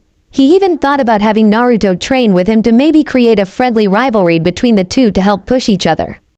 But with Talia's tree poisoned, he can't really do anything. It was like fate itself wanted Percy to grow through conflicts. Kairon hates to admit, but one can grow faster and stronger when they are in conflicts. The tree only has a few weeks of life left and less. Kairon trailed off thinking whatever was on his mind could actually help the camp. Unless what? Annabeth asked. No, a foolish thought. The whole valley is feeling the shock of the poison. The magical borders are deteriorating. The camp itself is dying. Only one source of magic would be strong enough to reverse the poison, and it was lost centuries ago. Mutters Chiron. There was only one item that had the power to save the valley. Chiron knew this, but with it missing the valley was doomed. What is it? We'll go find it. Percy trying to plead with Chiron for more information. Chiron finished packing his saddlebag and stops his music from playing anymore. Chiron looks at Percy. Percy, I don't want you to do anything rash. I told your mother that I didn't want you back at camp this summer, but you are here. Stay here, train hard, learn to fight, and don't leave camp, but I want to help. I just can't let the border fail in the camp because... Percy didn't want to finish that sentence. To be overrun, Chiron just sighs. Yes, I fear so. You must not be baited into haste. Do not let the Titan Lord use this to trap you like last summer. He almost took you life, said Chiron. Percy remembers what happened last summer. Kronos tried to cause a civil war up in Olympus. Zeus accusing Poseidon for stealing his master bolt. Poseidon saying he didn't steal it. Hades' helm of darkness was stolen too. Luke was the one who did the stealing. He stole both the master bolt and the helm of darkness. Kronos wanted the master bolt to hold an edge for the upcoming war, to cause chaos before anything truly begun. Now it was like he was trying again, but this time targeting the camp instead of Olympus. Chiron turned to Annabeth. Stay with Percy, Annabeth. Keep him safe. The prophecy, remember it, says Chiron. I will, answered Annabeth. Would this be the super dangerous prophecy that has me in it, but the gods have forbidden you to tell me about? Percy asks. Nobody answered. Right, Percy muttered, just checking. Says Percy. Annabeth, swear you will do your best to keep Percy from danger. Swear on the river of Styx, commanded Chiron. I swear on the river of Styx, said Annabeth. Thunder roars outside letting them know that the oath has been taken. Perhaps my name will be cleared and I shall return. Until then, I go to visit my wild kinsmen in the Everglade. It's possible they know of some cure for the poisoned tree that I have forgotten. In any event, I will stay in exile until this matter is resolved. One way or another, said Chiron. Who is this Tantalus guy, anyway? Where does he get off taking your job? Percy demanded. Go, you will meet him at the pavilion. Tell Naruto that he needs to keep his temper under control around him. And with that Chiron leaves. The conch horn blows echoing across the valley, signaling to assemble for dinner. All the campers gather at the pavilion. Percy noticed that the hearth isn't lit like it normally is till he saw the same blonde from earlier. Then he saw something that didn't make sense. The blonde waved his hand over the hearth pit and the hearth took a blaze. He was shocked to see a camper do that. Annabeth was just as shocked for she never seen anyone do that before. Tyson clapped his hands at the magic trick. Annabeth wanted to talk to the blonde and learn how he lit the hearth without any tools, but didn't get a chance to as they had to go their tables. Well, if it isn't Peter Johnson. My millennium is complete, said Mr. D. Percy Jackson, sir, Percy growled out. Mr. D sipped his Diet Coke. Yes. Well, as you young people sat these days, whatever, said Mr. D. Ha. Dion, are you still made that I beat you in poker? Asked Naruto. Percy turns his head and finally gets a good look at Naruto. The blonde hair makes him think he is in Apollo's cabin, but saw him sitting at Aphrodite's table. But what throws him a loop is when he'd seen him early Naruto had red eyes, not blue eyes like now. I still believe you cheated, Nathan. I will find out how you did it, stated Mr. D.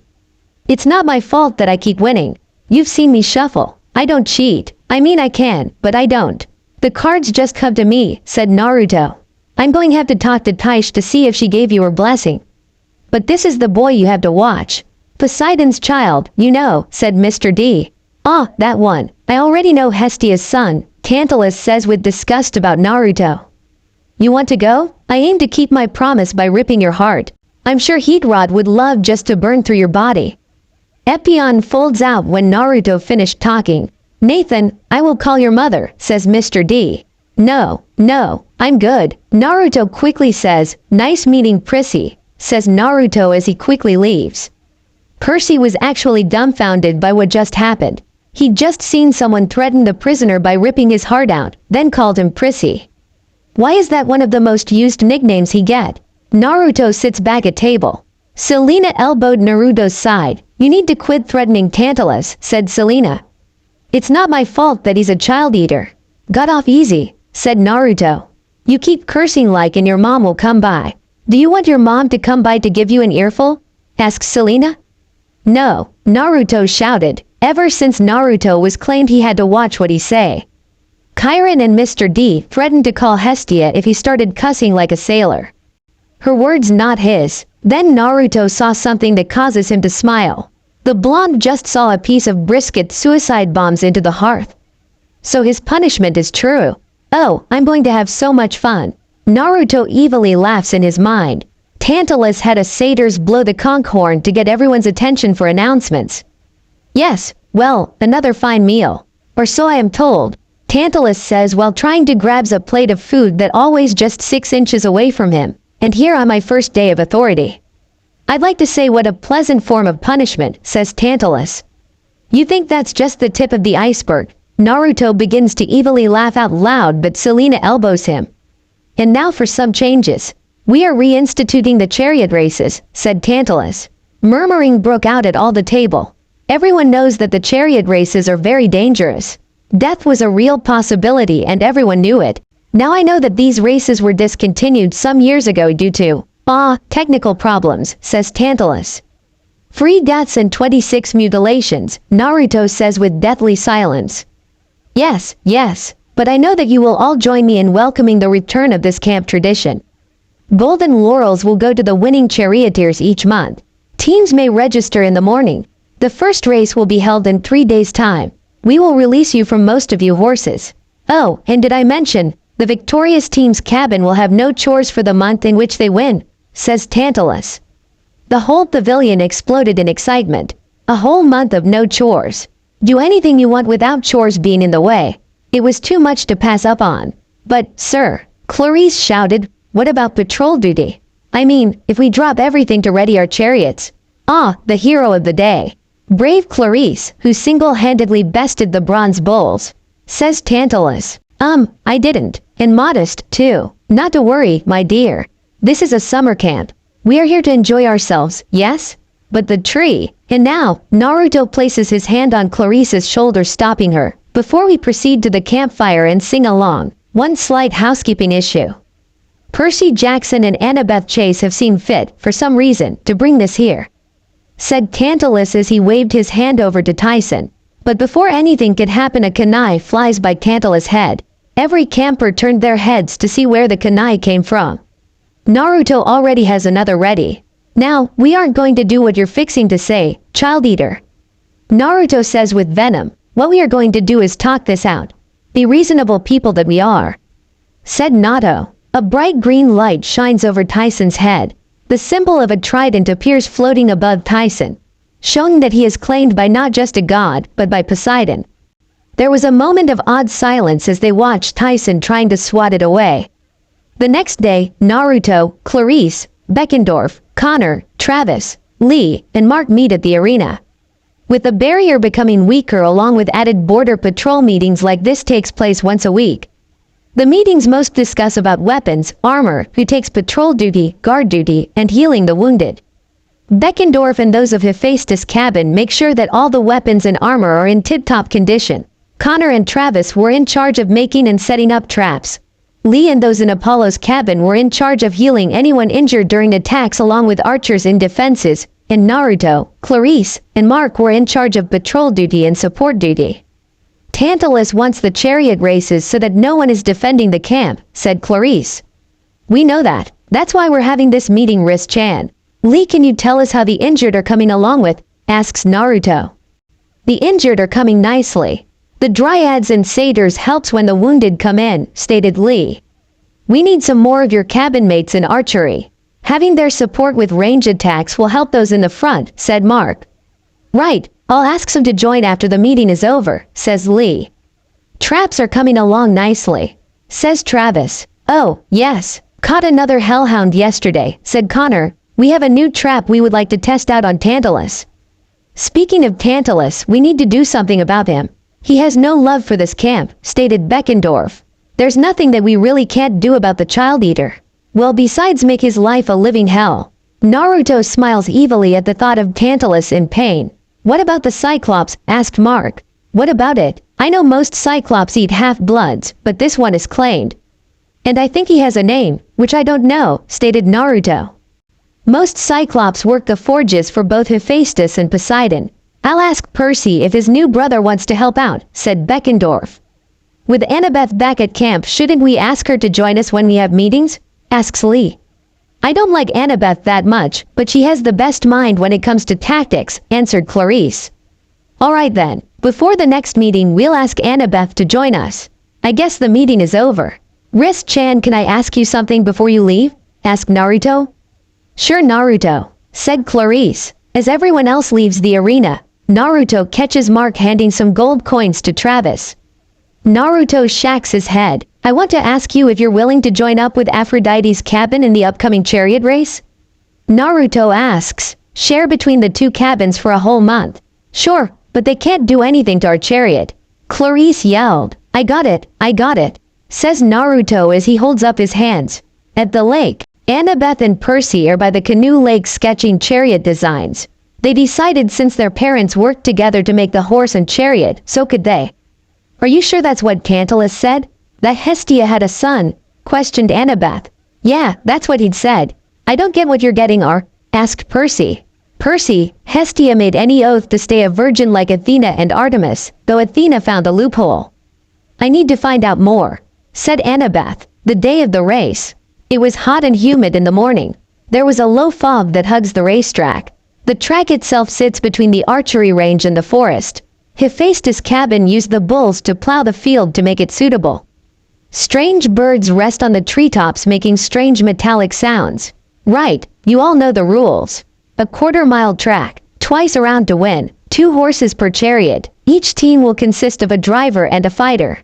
Weapons are allowed, dirty tricks are expected, but try not to kill anybody.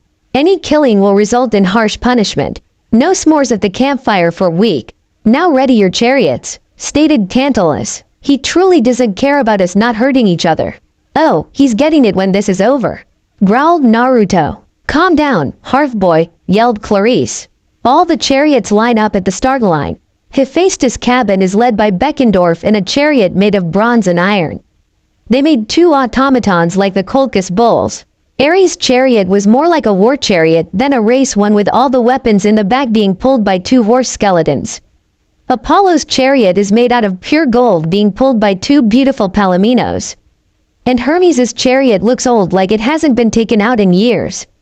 I'll drive and you hold them off, alright, says Clarice. No problem, Riz-chan. I've got your back, y'all. No, said Naruto. Charioteers, to you Mark, called out Tantalus. Charioteers, attend your mark. Tantalus waved his hand. Hermes' chariot rammed into Apollo's chariot, causing the golden chariot to flip, throwing the riders off. The horses dragged the golden chariot across the track, crashing into Hermes' chariot. Not that far from the start line and 2 chariots are already out of the race. Ares' chariot pulls in first with Athena's chariot not too far behind, followed by Poseidon's chariot and Hephaestus' chariot. The birds on the treetops fly up and head towards the racetrack and stands. Naruto grabs a shield and camouflage netting. The blonde gets close to Clarice, holding the shield over their heads with the camouflage netting draped over them. Naruto has a little difficulty holding the shield over Clarice since she is taller than the blonde. What are Stymphalian birds doing here? Clarice questioned. I don't know, but I'm worried about the other campers, shouted Naruto. We can't do anything right now. We'll have to finish the race then help them out, Clarice shouted back, and that's what they did. The chariot crosses the finish line. Naruto throws off the camouflage netting, pumps chakra through his leather bands. Epion folds out with heat rod extending out. Athena's chariot and Poseidon's chariot leaves the racetrack. You're running? The fight is here, cowards, shouted Clarice. Forget them, Riz-chan. Let's go bird hunting, yelled Naruto. The chain whip becomes bright red as it whips through the air, burning through the flocks of Stymphalian. Burnt feathers fall to the ground. Naruto wanted to use Shadow Clone, but Epion and Heatrod doesn't copy. Clarice uses her shield to bash those that are close and tries to use her sword to cut through any that get close enough. Then the 2 chariots that ran off came back. soon followed by loud music playing that causes the Stimphylin to go crazy. It made killing the Stimphylin easier to kill. The flock of Stimphylin leave the racetrack and heads up in the skies. Archers, Annabeth shouted. The archers of Apollo's cabin shines as they fire and hit their mark. The flock of Stimphylin panics from both the music and arrows flies away. With the birds finally away, the damage can be seen. Chariots destroyed, injured campers from the bird packs. Bravo, we have our first winners, said Tantalus. Tantalus walks over to the finish line and awarded the golden laurels to a stunned Clarice and Naruto.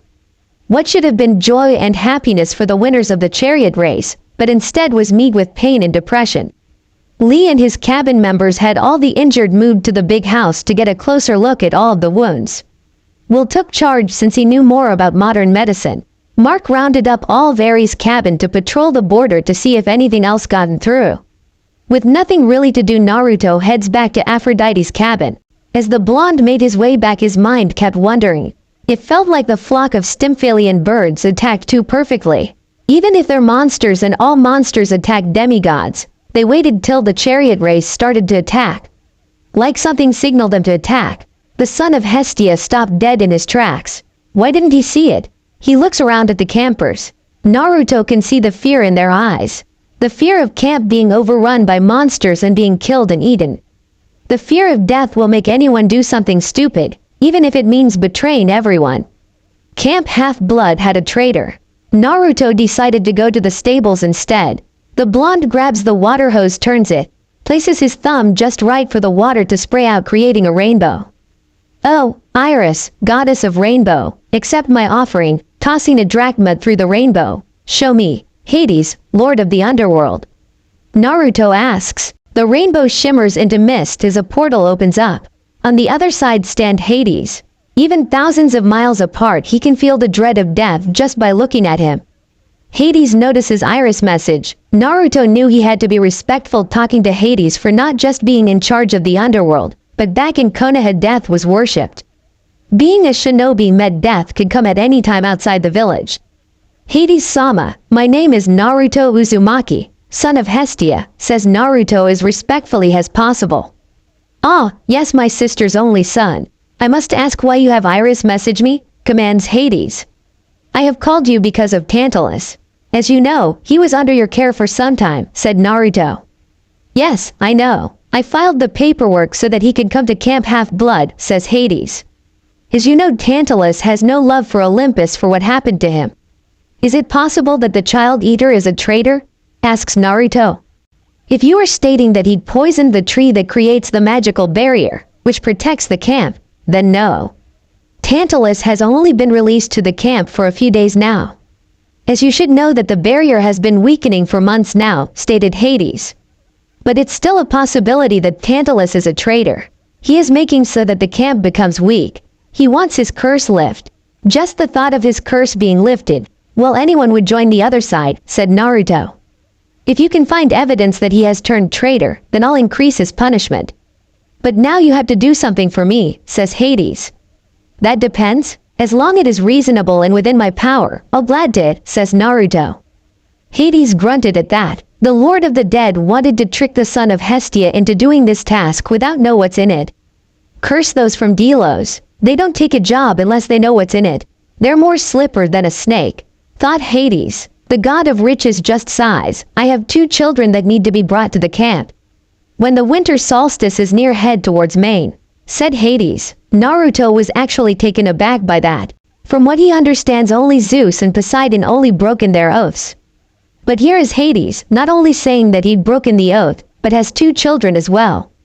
The blonde will do it and he won't ask questions, for if he doesn't know, he doesn't have to take responsibility. Very well, I'll bring your children here. I take it you don't want the others to know? Asks Naruto. Correct. And no, I didn't break the oath. I had my children before the oath was taken, before World War II. I left them in a hotel called the Lotus Hotel and Casino. I'm sure you know about the Lotus Eaters, correct? Naruto nods his head. I'll send a message to you when it is time. I await for an evidence that you find about Tantalus's treachery. Hades waves his hand through the mist, cutting the connection. Naruto scratches the side of his head. He learned something all right, but not what he'd wanted. Now he has to find evidence to see if Tantalus is a traitor, but also bring Hades' children to camp when the winter solstice is near. As the blonde thinks over what happened and what he learned, if Tantalus wasn't the traitor that's been here for months, know who? It had to been a year-round camper, as for they know the camp better than anyone. Can't be regular year-round campers since they aren't in the meetings which are held, then it can only be the camp counselors. Naruto shakes his head, banishing those thoughts. He doesn't want to think one of his friends is a traitor. Sigh, from Konoha to Camp Half-Blood there is still conflicts, says the blonde sadly. Later the evening dinner was underway. It was kind of sad, no one was talking that much. It really is depressing. Even the hearth was affected by it, and that's saying something. Apollo's cabin tried to cheer everyone up by singing sing-alongs. It didn't help as the songs were sung half-heartedly. The bonfire, which is normally 20 feet high, bright purple, and so hot that the whole marshmallow would burst into flames. But tonight, the fire was 5 feet high, barely warm, and the marshmallows hardly tan. Dionysus left early, but Naruto caught the distasteful look that was sent to Tantalus. Apollo's cabin finishes the last song. Well, that was lovely, says the child eater. In Tantalus' hand is a stick with a roasted marshmallow. He reaches for the marshmallow, but the marshmallow flies off of the stick. Tantalus makes a mad grab for it, but the marshmallow commits suicide by diving into the flames. Tantalus smiles like nothing happened. Now then, some announcements about tomorrow's schedule, says Tantalus. Sir, Percy quickly says. Tantalus's eye twitches. Our kitchen boy has something to say? Asks the child eater. Some of the Ares campers snicker at Percy. Naruto can tell that no one from Ares' cabin liked Percy from how he humiliated them last summer and how he defeated Ares in a duel as well. Percy stood up from his set and soon Annabeth joins him. We have an idea to save the camp, said Percy. Everyone was dead silence. The thought of the camp being saved got everyone's attention. Hell, the bonfire became bright yellow and grew in size. Indeed, says Tantalus, not truly caring. Well, if there is anything to do, chariots. The golden fleece. We know where it is, says Percy. Naruto's eyes widened. He remembers reading about the golden fleece. A golden-winged ram was sacrificed by Phrixus to Poseidon. Phrixus then hanged the sacrifice on an oak tree in a grove sacred to Ares. Peleus sent Jason and the Argonauts on a quest to get the golden fleece to end the drought. With the golden fleece, it could cure Talia's tree from whatever poison that is plaguing it. The fleece can save the camp. I'm certain of it, Annabeth pleads. Nonsense, we don't need saving, says Tantalus. All eyes went to the child eater, staring at him, and promises him pain if he doesn't say anything else. Besides, quickly adding, the Sea of Monsters? That's hardly an exact location. You wouldn't even know where to look. Yes, I would. Annabeth looks at Percy with uncertainty. 30, 31, 75, 12. Stats Percy. Okay, thank you for sharing those meaningless numbers, said Tantalus. Their sailing coordinates, latitude and longitude. I learned about it in social studies, says the son of Poseidon. 30 degrees, 31 minutes north, 75 degrees, 12 minutes west. He's right, the Gray sisters gave us those coordinates. That's be somewhere in the Atlantic, off the coast of Florida. The Sea of Monsters. We need a quest, said Annabeth. Wait just a minute, said Tantalus. The campers didn't listen to Tantalus chanting, we need a quest. We need a quest. The flames of the bonfire grows in size. It isn't necessary, Tantalus says as he tries to calm the campers down. We need a quest. We need a quest. Fine, Tantalus shouted. You brats want me to assign a quest? Yes. Very well, I shall authorize a champion to undertake this perilous journey, to retrieve the golden fleece and bring it back to camp. Or die trying, said Tantalus. Percy became excited when Tantalus looked at him. Percy getting the chance to save not just Grover, but also the camp. I will allow our champion to consult the oracle, and choose 2 companions for the journey. And I think the choice of champion is obvious. The champion should be one who has earned the camp's respect, who has proven resourceful in the chariot races and courageous in the defense of the camp. You shall lead this quest, Clarice, announced Tantalus. Percy wasn't expecting that. He brought up the quest, he brought up the fleece, he brought up the location of the Sea of Monsters. Those at Ares' table cheered and yelled, Clarice! Clarice! Clarice stood up looking a little stunned. Then pride came over her face. "I accept the quest," says Clarice with pride. "Wait," shouted Percy, "Grove is my friend." "Sit down, you had your chance last year," yelled out Mark. "Yeah, he wants to be in the spotlight again," Sherman added. Clarice glares at Percy. "I accept the quest. I, Clarice, daughter of Ares, will save the camp," says Clarice with pride. The Ares campers cheered louder. Annabeth protests, soon others from her cabin joins in. Sides were being taken. Chaos erupted till a wave of death washes over one. Naruto stands up and eerily calmly talks to them with a strange echo in his voice. "You will all calm down. We have our champion, there will be no ifs, ands, or buts." Naruto rubs the side of his head and groans. "Yes," says Tantalus, taken aback what Naruto just did. "Why don't I tell you all a ghost story?" said Tantalus. "No, you'll most likely will tell them what you did and try to scare everyone." Tantalus gives Naruto a dirty look. "Why don't I tell you all a story from Delos?" says Naruto. That catches everyone attendant. Most of the campers heard the rumors where Naruto was from and wanted to know. Those at Athena's cabin wanted to learn as much as they could about Delos since there was very limited information about the island. "It starts at my home village Konoha. There when you graduate from the academy, you're given the rank Genin. Free Genin to each squad with a Jonin as their sensei. Together they train together and take missions together," says Naruto as he looks around, having everyone from camper, dryad, naiad, satyrs. Even Tantalus is listening. "In my squad was Uchiha Sasuke, Haruno Sakura, and me Uzumaki Naruto along with our sensei Hitaki Kakashi. We trained for 6 months and took several missions during those months, till one day Kakashi sensei told us he'd sign us up for the Chunin exams.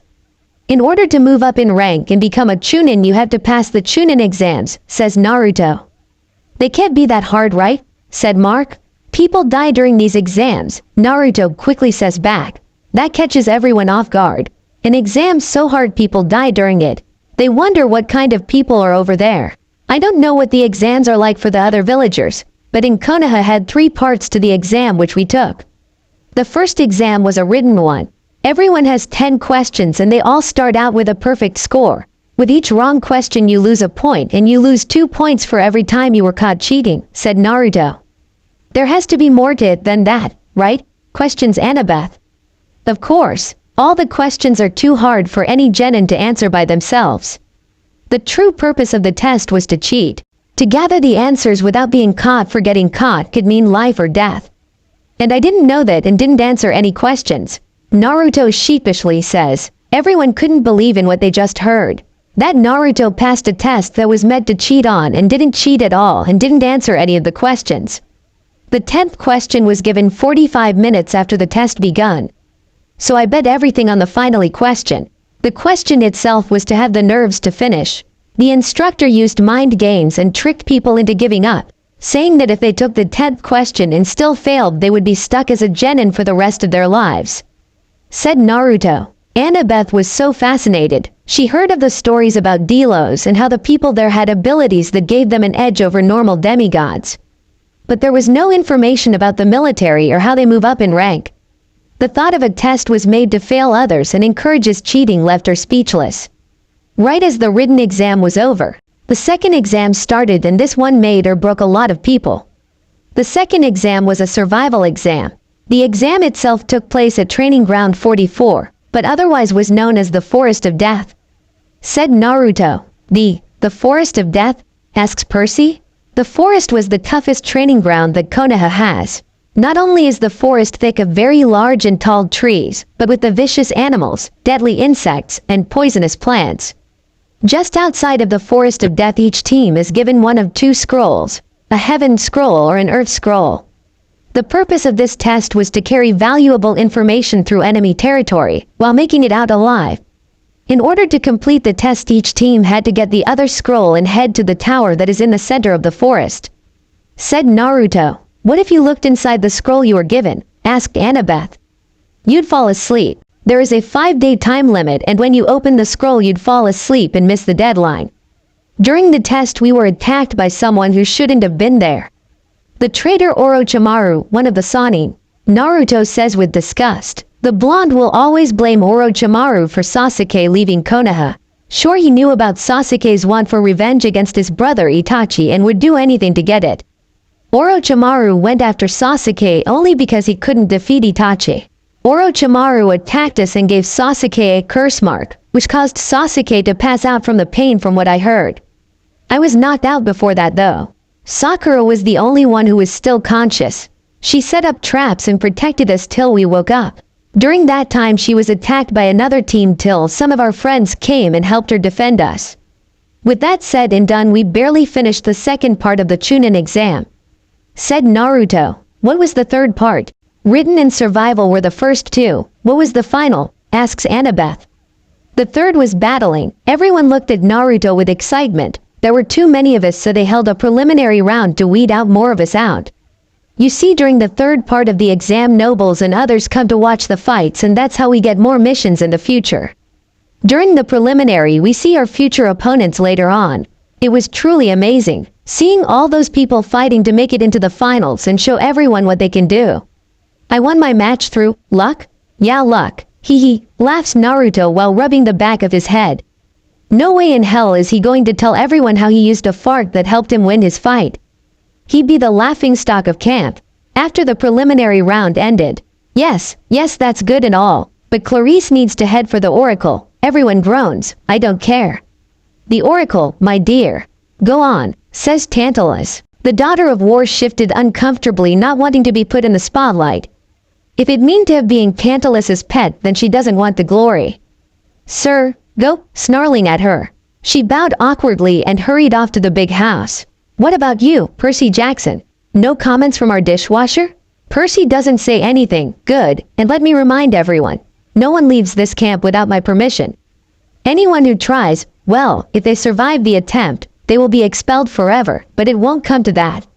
The Harpies will be enforcing curfew from now on, and they are always hungry. Good night, my dear campers. Sleep well, says Tantalus. The child eater waves his hand for the fire to go out, but nothing happened. He does it again and nothing happens. Naruto smirks before he waves his hand, causing it to extinguish. Everyone headed to their cabins for the night. Before Naruto got to his cabin, Clarice stops him. The daughter of war looked like she's seen a ghost, which in a sense is true with the Oracle being undead. Naruto, he knew it was serious. I've decided that you're coming with me on this quest, says Clarice. Are you sure? I mean, wouldn't you want Mark or Sherman? Asked Naruto. No, they need to stay here and protect the camp. Besides, if there is anyone I'd have watching my back would be you, says Clarice. Naruto smiles. Right, I'll meet you first thing in the morning, says Naruto. And make sure you don't oversleep. I know you stay in cabin 10, but doesn't mean you have to get your beauty sleep. Smirking Claire eyes. You're just jealous that I'm pretty. Counters Naruto. Start that you and your new nickname will be Pretty Boy, says Clarice. Midnight. The clouds slowly move out of the moon, shining its light down. A figure wearing a black coat that covers their whole body along with a hood over their head too. In front of the figure is Tantalus hanging upside down, still asleep. With a hard punch, Tantalus wakes up screaming, panicking, trying to figure out what's going on. Tantalus, son of Zeus, but better known as Child Eater, says the cloaked figure with a muffled voice. Who are you? Panics Tantalus. Now that Tantalus' vision is clearing, he has a better look at the figure. The black coat doesn't help figure out who it is. Tantalus gets a glance at the figure's face, but only saw a mask. What he saw was an everlasting smile, a permanent smile, a Glasgow smile. Good, you're awake, says the figure. What do you want? Says a panicking Tantalus. I want to know, did you join Kronos? And no, I may hate Olympus for what they did to me, but I'm no fool. My punishment would be worse than it is now, yelled Tantalus. Then why weaken the camp? Because I have no love for these heroes. Spiting the word heroes with venom. Then you're no use to me. And with that, Tantalus is knocked out. The figure sinks into the shadows, leaving Tantalus to be found in the morning. On the other side of camp, the figure comes out of the shadow. Did you learn anything? Asks Beckendorf. No. The figure pulls his hood down, showing blonde hair, and the mask folds into a pair of aviators. Naruto takes the sunglasses, quickly grabbing a trash can and puking into it. I hate shadow traveling. It feels as though every cell in my body is on fire, says Naruto as he pukes some more. Beckendorf shakes his head. He completed the coat that Naruto is wearing just the other day. The coat itself can use shadow travel like hellhounds and the children of Hades. But as he found out, shadow travel takes a lot out of the user. Naruto puking his guts out is just putting it mildly. It truly amazes him by using spoils of war to make equipment. The coat is just the beginning. The thought of making a shield that can turn monsters into stone like how Medusa can. There was so many possibilities. Cleaning around his mouth, Tantalus isn't a traitor. He hasn't joined Kronos, but he does want us all to be dead, said Naruto. Naruto took a gamble by telling Beckendorf about a traitor in camp. Beckendorf is in a position that is a lifeline to the whole camp. He makes sure that the weapons and armor that all the campers use, without Beckendorf the camp won't survive. Well, that's a bust. You need to get to bed. I heard Clarice asked you to join her on her quest, says Beckendorf. I better get as much sleep possible. Night Big Beck, said Naruto. Dawn, the sun just barely rises. Naruto waits for Clarice to arrive. He takes out a scroll, remembers that there is still items inside. Unrolls the scroll and pumps some chakra through the scroll and armor pops out. A vest like the one Kakashi wore lies on the ground, 2 shin guards that are made out of bronze and leather, and finally a single forearm protector which is made out of bronze and leather. Taking off his scarf and picks up the vest.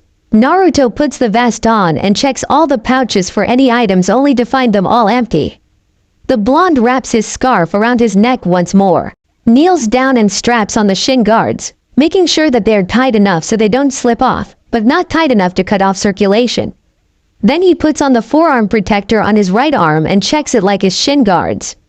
With a final check to all his supplies, bronze kunai in his leg holster and spar in his back pouch, bronze shuriken in his back pouch, vials of nectar, and bags of ambrosia. Standing up and turns around to see Clarice walking towards Naruto. Clarice is wearing full Greek armor that's painted red to symbolize blood and wearing a boar-shaped helmet.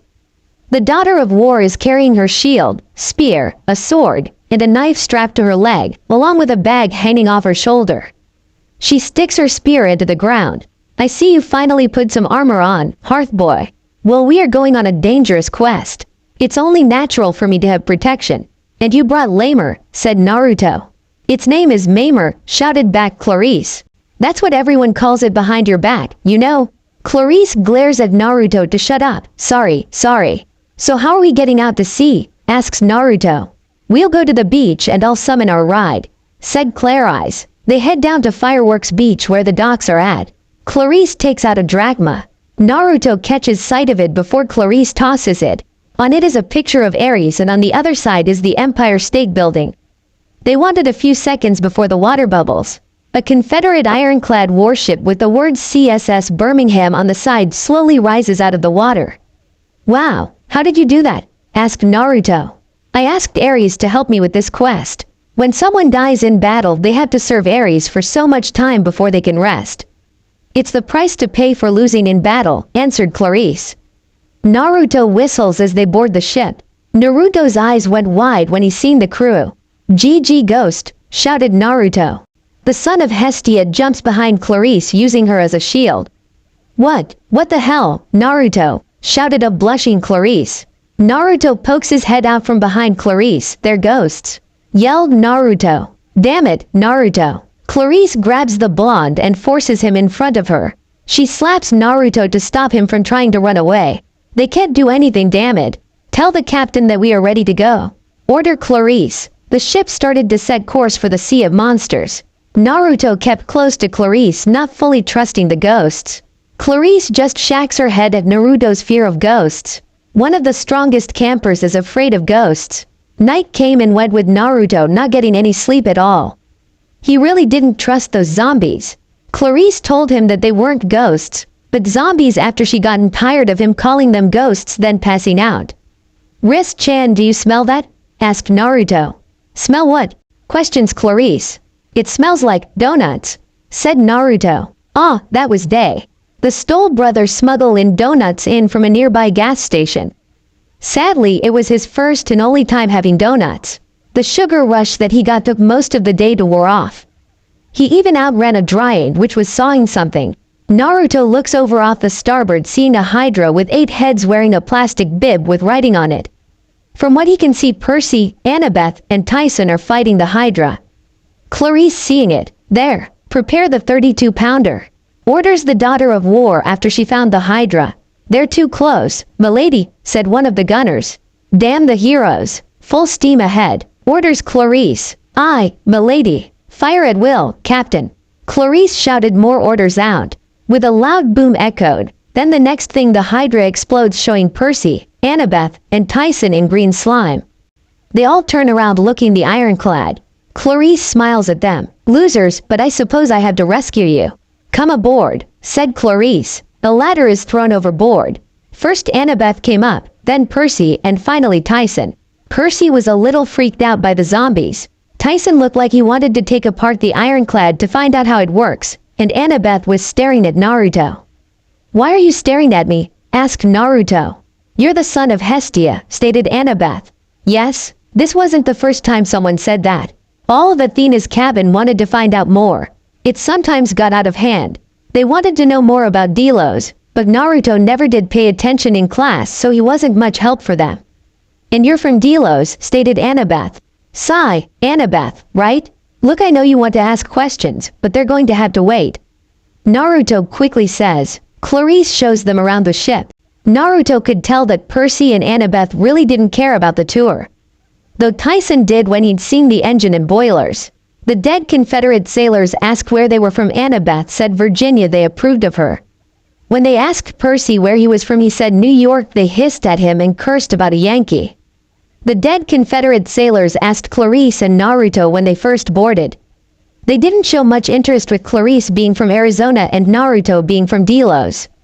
"You're in so much trouble," said Clarice. They all went to the CSS Birmingham captain's quarters for dinner. "Tantalus expelled you for eternity. Mr. D said if any of you show your faces at camp again, he'll turn you into squirrels and run you over with his SUV, stated Clarice.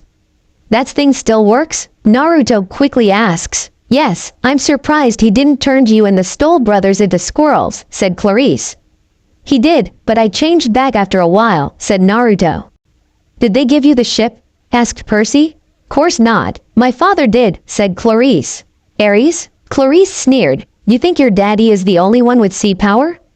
"The spirits on the losing side of every war owe a tribute to Ares. That's their curse for being defeated. I prayed to my father for a naval transport, and here it is. These guys will do anything I tell them." "Won't you, Captain?" asked Clarice. The captain stares at Percy with hungry in his eyes. "If it means an end to this infernal war, ma'am, peace at last, we'll do anything." "Destroy anyone, destroy anyone. I like that," said Clarice. "Only you would like that," mutters Naruto. "Clarice, Luke might be after the fleece, too. We saw him. He's got the coordinates and he's heading south. He has a cruise ship full of monsters." "Good, I'll blow him out of the water," said Clarice. "You don't understand, we have to combine forces. Let us help you." "No." Clarice hits the table. "This is my quest, smart girl.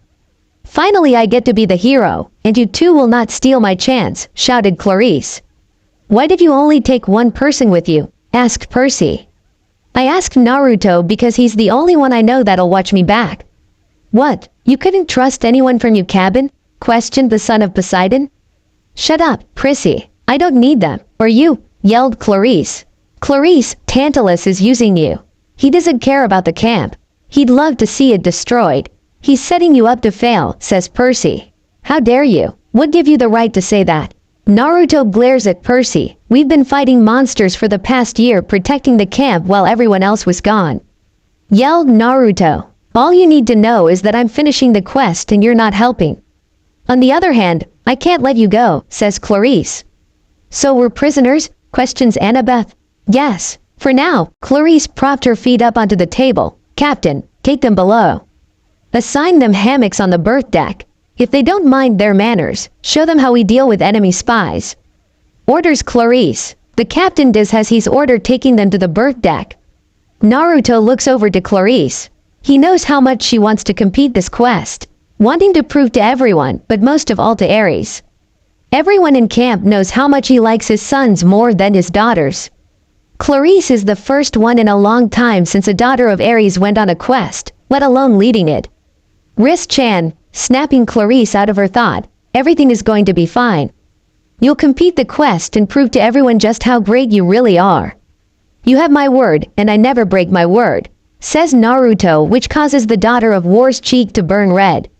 The next day, Naruto yawns for another sleepless night, keeping an eye open for the zombies that tried anything. He also didn't like that Percy and Annabeth forced their way onto this quest. A friend of theirs is in trouble and they want to help. He gets it, he'd do the same thing, but also wouldn't just leave to save them. It shows that they have no faith in his or Clarice's abilities. As the blonde walks down the hallway, a wave of anger and hatred washes over him like when the Kyuubi wanted out. But it was different. The Kyuubis wanted death and destruction for revenge. This was more for the joy of death. The son of Hestia turns down a corridor to see an Iris messenger. In Messenger, he was the cause for the anger and hatred. A man wearing a black leather jacket, military-style haircut, and red-tinted sunglasses. Ares, the god of war, Clarice's father. I don't want excuses, little girl, growled Ares. Why yes, father, Clarice mumbled. You don't want to see me mad, do you? Threatens Ares. No, father, Ares mimicked, you're pathetic. I should have let one of my sons take this quest, says Ares. I'll succeed, Clarice promised, her voice trembling. I'll make you proud. You better, warning her, you asked me for this quest, girl. If you let that slimeball Jackson kid steal it from you. A chain shoots up, piercing the metal wall near the messenger. Clarice turns her head to see Naruto walking towards them, his eyes locking with Ares. You threatened my friend, you berated her, you have no faith in Clarice. Threaten her again, I don't give a fuck who you are. I'll fucking kill you, stated Naruto.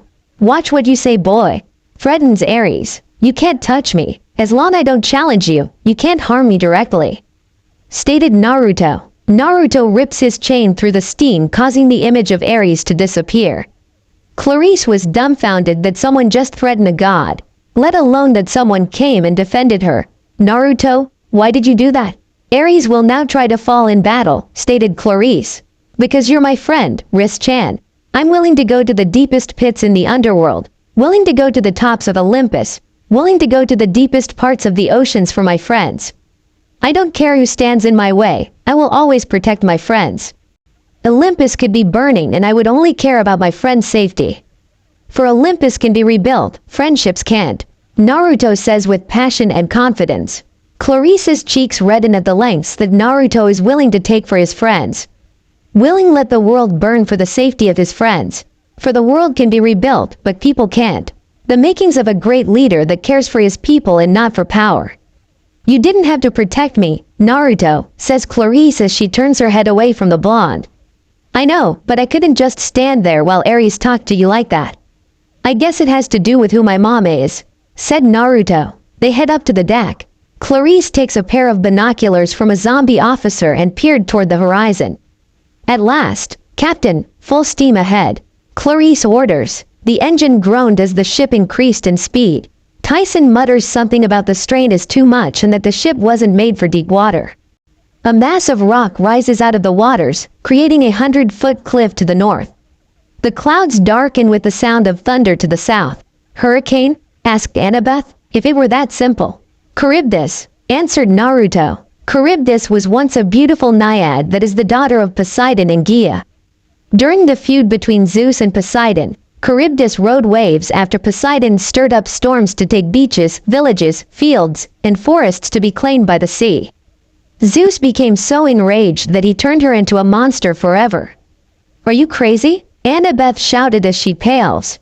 Only way into the sea of monsters. Straight between Charybdis and her sister Scylla, said Clarice. Scylla was once a beautiful nymph. The sea god Glaucus fell madly in love, but she fled to land where he could not go. Glaucus went to the sorceress Circe to ask her for a love potion to melt Scylla's heart. The sea god told Circe his tale with the sorceress falling in love with him. She wooed him with sweet words and her looks, but Glaucus was set for only Scylla. Furious with Scylla because she couldn't get Glaucus to fall for her, took a vial of powerful poison and poured it in the pool where Scylla bathed. As soon the nymph entered the pool, transformed into what she is now. What do you mean the only way? The sea is wide open. Just sail around them, Percy says. Clarice rolls her eyes. Don't you know anything? If I tried to sail around them, they would just appear in my path again. If you want to get into the sea of monsters, you have to sail through them, answered Clarice. What about the crashing rocks? That's another gateway. Jason used it, said Annabeth. Jason and the Argonauts only survived because of the protection from Hera. Even with the protection, they used speed to quickly get by. This ship doesn't have that speed from the sounds the engine is giving off, answered Naruto. Annabeth blushes for forgetting about that information about Jason. Set course for Charybdis, orders Clarice. Aye, milady. The engine groans louder. The whole ship shakes from the engine as though the ship is fixing to fall apart. Clarice, Charybdis sucks up the sea. Isn't that the story? Asked Percy. 3 times a day, said Naruto. Clarice gives Naruto a stench eye and spits it back out again. Yeah. What about Skyla? She lives in a cave up on those cliffs. If we get too close, her snaky heads will come down and start plucking sailors off the ship, answered Clarice. No, if Skyla doesn't get her easy meat, she might pick up the whole ship. Besides, she's too high to make a good target. My cannons can't shoot straight up. Charybdis just sits there at the center of her whirlpool. We're going to steam straight towards her, train our guns on her, and blow her to Tartarus, yelled Clarice. Percy seemed to relax a bit when Clarice said that. Naruto groans about Clarice forgetting that Odyssey had to make a choice between Charybdis or Skyla. Lost a whole ship or only a few men. Odyssey chose to sacrifice his men so he would have a ship. Naruto knew that Clarice cares for anyone under her command. She's willing to sacrifice the whole ship to make sure that everyone is safe. The winds picked up as they draw closer. The red Ares flag whips in the wind. Charybdis's breathing can be heard. Inhaling draws the ship in further. Exhaling causes 10-foot waves. Every 3 minutes Charybdis would inhale everything with half a mile radius. In order to be out of the radius would put the ship right next to the cliffs. Charybdis roars, creating a vortex. Full reverse. Get us within firing range. Make ready starboard cannons. Clarice screams over the roar. The ship strains from full steam ahead to full reverse. The propeller trying to slow the ship down, but the ship kept sliding towards the center, towards Charybdis. One of the sailors burst onto the deck. His uniform was smoking and his beard was on fire. Boiler room overheating, ma'am. She's going to blow. Well, get down there and fix it, orders Clarice. Can't, we're vaporizing in the heat. Clarice hits the railing. All I need is a few more minutes. Just enough to get in range. We're going in too fast, prepare yourself for death. No, I can fix it, says Tyson. Clarice turned her head to Tyson. You? Questioned the daughter of war. He's a Cyclops. He's immune to fire. And he knows mechanics, said Annabeth. Go, orders Clarice. Tyson, no. Percy grabs his arm. It's too dangerous, says Percy. Tyson pats Percy's hand. Only way, brother. I will fix it. Be right back, said Tyson before he heads down below. The ship was close enough to Charybdis, a black crag of coral just below the surface. The large teeth all jagged with fish and driftwood stuck between them.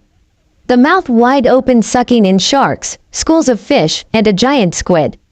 Lady Clarice, starboard and forward guns are in range. Fire, ordered Clarice. The sound of thunder echoes 3 folds. One of the cannonballs hit Charybdis's teeth, another went into the depths of her maw, and the last hit some debris and bounces back, killing the Ares flag. Again, orders Clarice. The gunners reload the cannons. As they were, the sound of the engine becomes stronger and doesn't sound like it's fixing to give out. The ship starts to pull away from Charybdis. Tyson did it, Annabeth said. Wait, we need to stay close, says Clarice. We'll die. We have to move away. Riz-chan, Percy's right. We have to leave while we can, said Naruto. Charybdis shuts her mouth, then water washes over her. It was the calm, then chaos came. Charybdis ejected everything she sucked up. When she did, a 40-foot wave hits the ship, causing it to be hurled towards the cliffs. A sailor run up from the hold. The engine is about to blow. Where's Tyson? Percy demands. Still down there, holding it together somehow, though I don't know for how much longer. We have to abandon ship, says the captain. No, yelled Clarice. We have no choice, milady. The hull is already cracking apart. She can't. The captain became another victim to Skyla. Strange enough, his leather boots were all that remained. "Skyla!" yelled one of the sailors. Another one of Skyla's head shot out, taking the sailor. It happened so fast there was really nothing they could do. Percy takes out his sword Riptide and takes a swing at another head and misses. "Everyone get below," yelled Percy. "We can't." Clarice drew her sword. "Below deck is in flames." "Get to the lifeboats," yelled Naruto as he runs over to the lifeboats. "They'll never get clear of the cliffs." "We'll all be eaten," said Clarice. "We don't have much of an option. We can defend against Skyla, then we can Charybdis," yelled Naruto. Clarice and a few of the undead sailors uncovered one of the lifeboats.